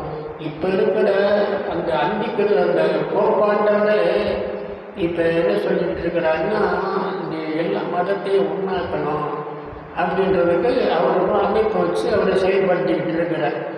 அதனால் இந்த ஒரு நிலைமை அந்தி கிறிஸ்துவ வழியாக நம்ம எல்லாரும் ஒற்றுமையாகணும், எல்லா தேசம் ஒற்றுமையாகணும், எல்லா மதம் ஒற்றுமையாகணுன்றது அந்தி கிறிஸ்துவ ஆட்சியை சீக்கிரமாக பிடிச்சி அவருடைய கட்டுக்குள்ளே கொண்டு போகிறதுக்கு ஆயத்தமாகிற ஒரு வேலை தான். அதனால் இப்போ போப்பாண்டவர் உலகாகவில் அவருக்கு சில அதிகாரங்கள் இருக்குது. இப்போ அந்த மதத்தை அப்படி ஒரு ஒரு பொதுவான மதமாக கொண்டு வர பார்க்குறாங்க. முஸ்லீம் இந்துக்கள் எல்லாத்தையும் சேர்த்து ஒரு பொதுவான மதம், இதைத்தான் அந்தி கிறிஸ்து கொண்டு வருவான். அவன் ஒரு பொதுவான மதத்தை கொண்டு வருவான், பொதுவான கருத்தை கொண்டு வருவான், எல்லாருக்கும் ஏற்ற ஒரு காரியத்தை போதிப்பான். இதுதான் அந்த காலத்திலேயே அந்த ரோம மார்க்கத்தில் இருந்ததான ஒரு சூழ்நிலை. அவங்களும் ஒரு எல்லாருக்கும் ஏற்ற ஒரு நிலையில தான் அவங்க களியாட்டும் அந்த சில கொண்டாட்டங்களும் எல்லாத்தையும் உண்டு கொண்டுனது எல்லாமே அவங்க எல்லா மதத்தையும் சார்ந்து சேர்ந்ததான ஒரு காரியம்தான். அப்போ இதே ஒரு சூழ்நிலையைத்தான் அந்தி கிறிஸ்து கொண்டு வருவான். அப்படிப்பட்ட நிலையில் இனி இந்த உலகத்தில் மறுபடியும் தன்னுடைய அதிகாரத்தை செலுத்துவான். ஆனால் அது இராமல் போனதும் இனி இருப்பதுமாகிய அந்த மிருகமே எட்டாதான்னு சொல்கிறது கடைசியில் தோன்றக்கூட அந்தி கிறிஸ்து தான் கடைசி பெரிய சாம்ராஜ்யத்தை ஆளக்கூடிய, உலகத்தெல்லாம் ஆளக்கூடிய. இதெல்லாம் உங்களுக்கு அதிகமாக தெரியும்னு நினைக்கிறேன். அதனால் இதில் எனக்கு பெரிய ஒரு பெரிய வழக்கம்லாம் சொல்ல தெரியாது. சரி, இந்த மாதிரி காரியங்கள்லாம் சொல்கிறதுக்கு இந்த இவருடைய பிரசங்கத்தை கேளுங்க. யார் பிரசங்கம்? அவர்கிட்ட கேள்வி அவர் ஓரமாக சொல்லுவார், இப்படியே நடக்க போகுது, என்ன நடக்க போகுதுனால எனக்கு தெரிஞ்சுக்கிற வேண்டிய காரியம்தான். அதில் இந்த மாதிரி ஒரு சூழ்நிலையில் அதை எதுக்காக சொல்கிறேன்னா, எப்போதுமே மக்கள் உலக பிரகாரமான நன்மைகளை நாடி போகிற அந்த ஒரு நிலையிலேயே ஊழியர்கள், சபைகள், ஊழியக்காரர்கள் இருக்கக்கூடாது. ஊழியக்காரர்கள் ஆசை வார்த்தைகளை சொல்லி, அதான் சொல்லப்பட்டது நய வசனிப்பு நிச்சயமான பேச்சு. அதனால் அவங்களுக்கு மனுஷர் கேட்டவர்களை பேசி, மனுஷரை பிரியப்படுத்துகிறதான காரியங்களை பேசி, இந்த ஒரு ஆவின்றது இப்போ உலகத்தில் நிறைய பெரிய செய்யும். அதனால் நம்ம இன்னைக்கு ஒரு சாபனத்தில் இருக்கிறவங்க வச்சுருக்கோம். எதுக்காக இந்த சாபனத்தில் இருக்கிறோம்? காசு பணத்துக்காகவா, சத்தியத்துக்காகவா, உபதேசத்துக்காகவா? அதுதான் முக்கியமான காரியம். இன்றைக்கு இப்படி பார்த்தா சரியான உபதேசம், சத்தியம் உள்ளதான ஸ்தாபனங்களே இல்லை. எதுக்கோ ஏதாவது நமக்கு ஒரு ஸ்தாபனம் வேணும் அப்படின்றதான ஒரு நிலையில தான் நம்ம சில ஸ்தாபனங்களில் இருக்க வேண்டியது. ஆனால் அது உலக பிரகாரமான எந்த ஒரு காரியத்துக்காகவும் ஒரு சபையோ ஒரு ஸ்தாபனத்தையோ நம்ம ஊழியரையோ சார்ந்து போகிறதுன்றது நல்லதே கிடையாது அப்படின்றதான ஒரு காரியத்தை உண்மையை நம்ம நினைக்கணும், தெரிஞ்சுக்கணும். மூணாவது நம்ம வாசிக்கிறோம், அந்த சபையானது முழுவதும் நினைஞ்சு போச்சு, கெட்டு போச்சு, குளிச்சு போச்சு அப்படின்றது மாதிரி தான் இன்னைக்கு இருக்கிற சபைகள். எல்லா உலகமும் இருக்குது, மற்றபடி எல்லா மதத்தினுடைய பழக்கமும் இருக்குது, மற்றபடி அவங்க அரசியல் ரீதியான சில காரியமும் நம்ம சில அதிகாரிகள்லாம் அப்படியெல்லாம் செயல்படுத்துகிறாங்க. ஆனால் இதுவே நம்ம உண்மையான ஒரு சபை அப்படின்றதான நிலை இல்லை, முழுதும் கெட்டு போச்சு, கிறிஸ்தவமாக இப்போ முழுதும் அது கிறிஸ்தவமாக இல்லை அப்படின்ற ஒரு உண்மையை தான் நான் பார்க்குறேன். பாருங்க, அந்த காலத்தில் சபையெல்லாம் அங்கே பண்டிகைலாம் கொண்டாடக்கூடாது, வான வேடிக்கை, இந்த மாதிரி சில திருவிழாக்கள் இதெல்லாம் கத்தோலிக்க மார்க்கத்திலேருந்து வந்தது தான். கத்தோலிக்க மார்க்கத்தில் தான் அந்த பாபிலோனிய மக்களுடைய பழக்க வழக்கத்தில் கிறிஸ்துமஸ் பண்டிகை, ஈஸ்டர் பண்டிகை, இப்போது காரியம்லாம் கொண்டு வந்தாங்க. அது உலக மதத்தில் உள்ளதை இங்கேயும் பண்ணாங்க. இது மற்ற சபையில் செய்கிறாங்கன்னா பெந்தைக்கோஸ்து சபையில இதை செய்கிறாங்க. அதனால் மொத்தத்தில் இன்றைக்கி கிறிஸ்தவம் உலகமாக போச்சு, அது உலக மார்க்கமாக போச்சு, மனுஷ மார்க்கமாக போச்சு அப்படின்றதான ஒரு காரியத்தை தான் நம்ம இன்னைக்கு அறிஞ்சுக்கிற வேண்டியதாக. அதனால் இன்னைக்கு சத்தியமே இல்லை, உபதேசமே இல்லை, எல்லாமே எல்லாம் மக்களுக்கு ஏற்றபடி அப்படி போனால் தான் மக்கள் கூட்டம் வர்றாங்க. அதனால் இன்றைக்கி சபைகள் அப்படின்றது ஏதோ பெறுதுன்னு சொல்கிறாங்க, வளருதுன்னு சொல்கிறாங்க, ஊழியம் நடக்குதுன்னு சொல்கிறாங்க. ஆனால் எதன் அடிப்படையில் வருது அப்படின்றது நம்ம அதிகமாக சிந்திக்க வேண்டிய காரியம். ஆகவே இந்த நாளில் நமக்கு இந்த ஆண்டவருடைய சபை பரலோக ராஜ்யம் அப்படின்றது எந்த விதத்திலெல்லாம் தன்னுடைய அந்த கால அளவிலே மாறி போனது அப்படின்றதுல இப்போ இன்னைக்கு நம்ம 4 ராஜ்யத்தை பார்த்துருக்குறோம். நாளைக்கு இந்த 3 ராஜ்யத்தை நம்ம என்ன செய்யும் பார்ப்போம். ஆனால் இன்றைக்கு நம்ம பார்த்ததான காரியங்களில் எல்லாமே ஆரம்பத்தில் நல்ல விதை தான் முதல்ல விதைக்கப்பட்டுச்சு. ஆனால் அதுலேயும் 3 பங்கு நிலத்தில் என்ன இல்லை, பலனே இல்லை. ஒரு பங்கில் தான் என்ன இருக்குது, பலன் இருக்குது. அது நம்ம இருதயம். அதனால் நல்ல நிலத்தில் விழுந்த விதையோ இல்லை மொத்தத்தில் இப்போ இங்கே விதைன்றதுக்கு இப்படியெல்லாம் வழியே இல்லை. முதல்ல வசனத்தை விதைன்னு சொல்லியிருக்கு, அடுத்து ஆண்டுடைய மக்களை விதைன்னு சொல்லியிருக்கு, அடுத்தது அந்த அந்த அரசனுடைய அந்த நிலத்தில் விதைக்கப்பட்ட விதைகளை சபையை பற்றி சொல்லியிருக்கு. சபையவே உலகத்தில் விதைச்சி விட்டாங்க. அதனால் அந்த உலகத்தில் வளர்ந்துக்கிட்டே போயிடுச்சு. ஆனால் இதுதான் சபையினுடைய நிலவரமாக நம்ம பார்க்கணும். ஆனால் நல்ல நிலம் அப்படின்றத ஒரே ஒரு வார்த்தை வாசிக்க நம்ம ஜெபம் பண்ணுவோம். அந்த லூக்கா சுவிசேஷம் 8ஆம் அதிகாரம் 15ஆம் வசனத்தை வாசிப்போம். நல்ல நிலமும் அப்படின்னு வசனம் பாருங்க. லூக்கா 8 நல்ல நிலத்தில் விதைக்கப்பட்ட விதை வசனத்தை கேட்டு அதை உண்மையும் நன்மையான இருதயத்தில் காத்து பொறுமையுடனே என்ன செய்கிறார்கள், நல்ல நிலம் நல்ல இருதயம் அதை கேட்டு அது சொல்லப்பட்டிருக்கிறது. எப்படி இருதயம், நன்மையும் உண்மையுமான இருதயம். நன்மைன்னா நல்லதை செய்யும், தீமையை வெறுக்கிறது. ஆண்டவர் நம்ம தீமையை வெறுத்து நம்ம நன்மையை பெற்று கொண்டு சொல்லியிருக்கிறார். உண்மையான இருதயம் எப்போதுமே நன்மை செய்யும், தீமை செய்யவே செய்யாது, உண்மையுள்ள என்று சொல்லியிருக்கு. அப்போ நன்மையும் உண்மையுமான இருதயத்தில் காத்து அப்படின்னா அந்த நம்ம வெளிப்பட்ட சபை பார்த்து பாருங்க.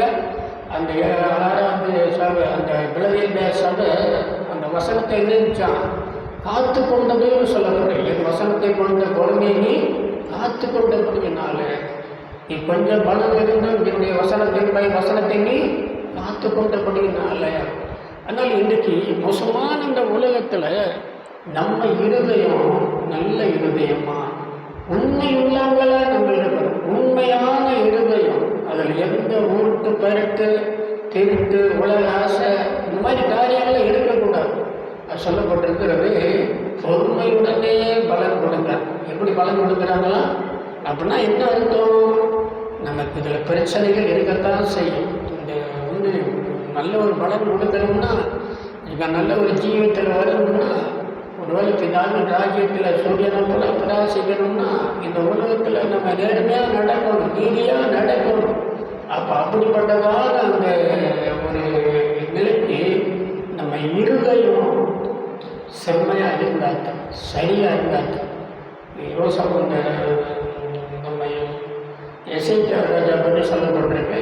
அவன் தன் இருதயம் நாம் செய்ததெல்லாம் நன்மையும் செம்மையும் உண்மையுமான இதயத்தோடு என்ன செஞ்சான். அதனால் அவனுடைய காரியத்தெல்லாம் செம்மையாக செஞ்சான், உண்மையாக செஞ்சான், நன்மையாக செஞ்சான்னு சொல்லிடு. அதனால நம்முடைய ஊழியத்தில் இருக்கிற நம்ம மற்றவங்களுக்கு அநேக காரியத்தில் நம்ம மாதிரியாக இருக்கணும். முதலாவது நம்ம நல்ல ஒரு நிலம், நல்ல இருதயம், அதனால் நல்ல ஒரு மரம்.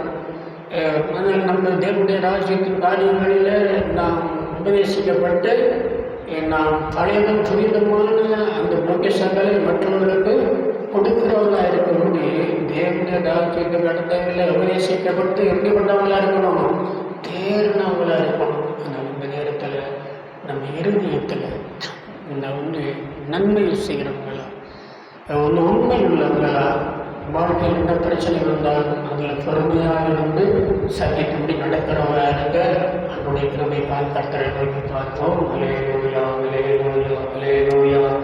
சோதர சோதர சோதர சோதரம் ஆண்டவரே. அல்லேலூயா அல்லேலூயா.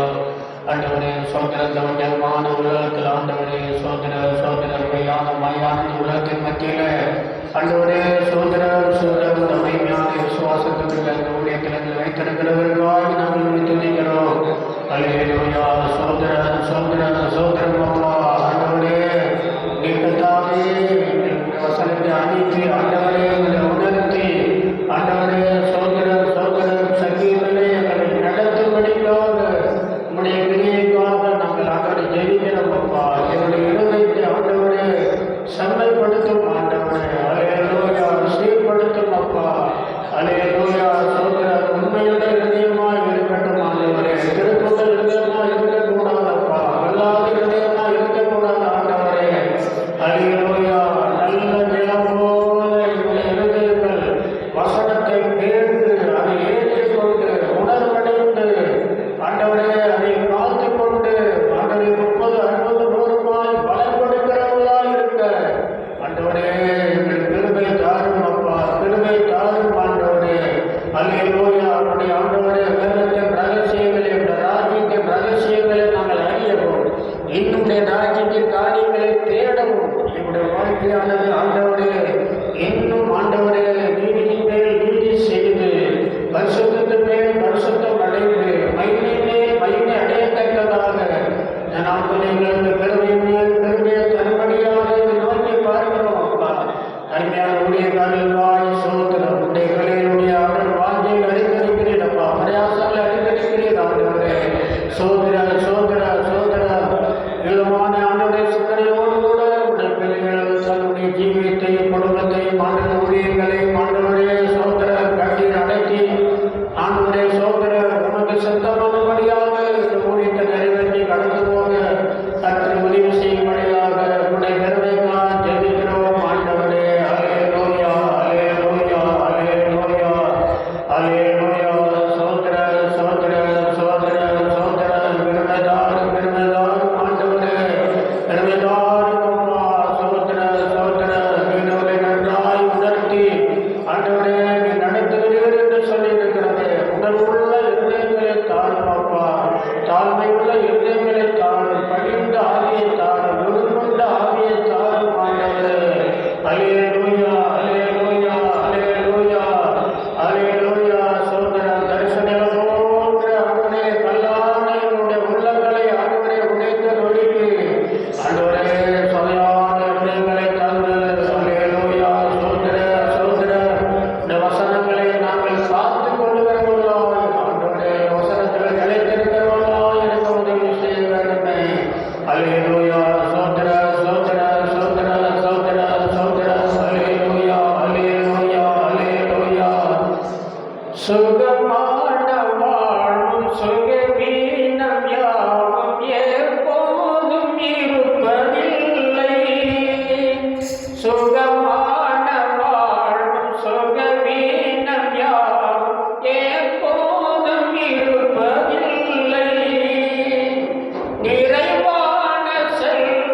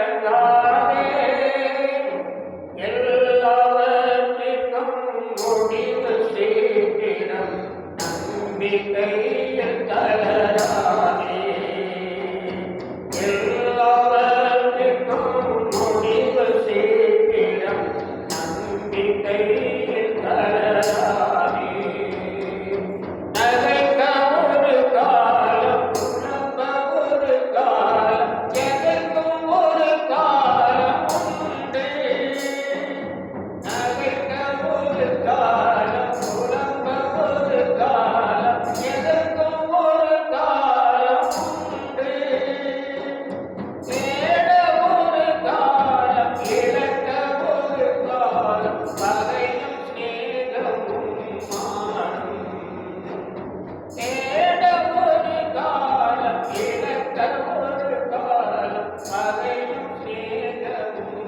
மாறும் கொஞ்ச காலம்தான் இந்த பாடுகள் இதையும் எண்ணி கலங்காதே எல்லாவற்றிற்கும் முடிவு சீக்கிரம் நம்பிக்கையில் தளராதே எல்லாவற்றிற்கும் முடிவு சீக்கிரம் நம்பிக்கையில் தளராதே இந்த உலக சூழ்நிலையில தேவன் ஒவ்வொருவரையும் வித்தியாசமான சூழ்நிலையில நடத்தலாம் எல்லாம் நன்மைக்காக என்று நாம் ஆண்டவரை போது நல்லவர் என்று நாம் துணிக்கிறவர்களாய் அவருக்கு பிரியமான ஊழியர்களை செய்கிறவர்களாய் மாத்திரம் நாம் இருப்போம். நம்முடைய காரியங்களை கத்தர் பொறுப்படுத்திக் கொள்வார்.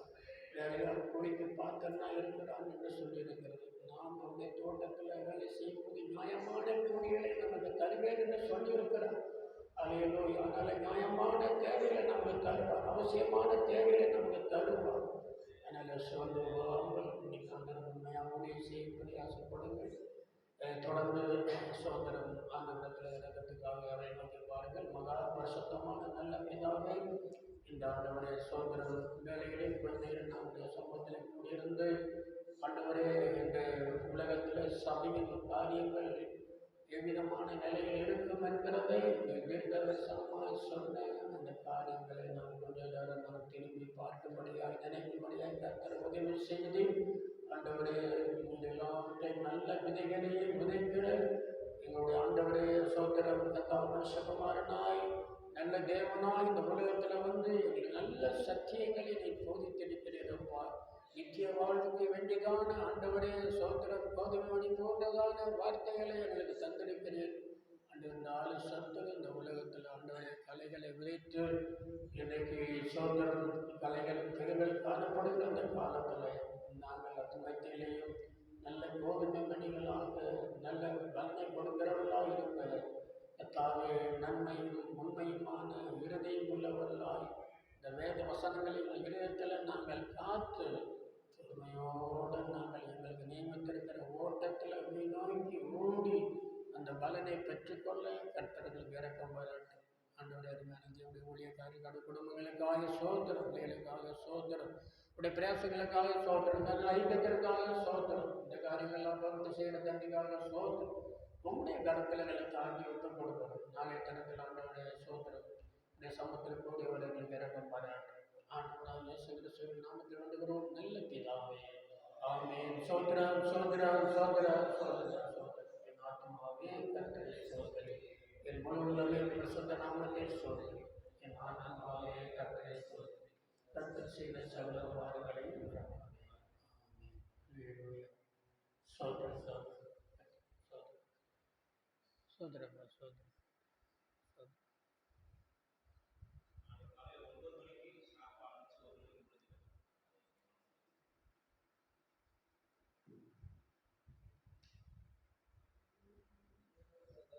ஐயா சொல்கிறேன் சார். எப்படி இப்போ அது சாயங்காலம் நீங்கள் வருவீங்கன்னு சொன்னால் சாயங்காலம் வந்துட்டீங்களா?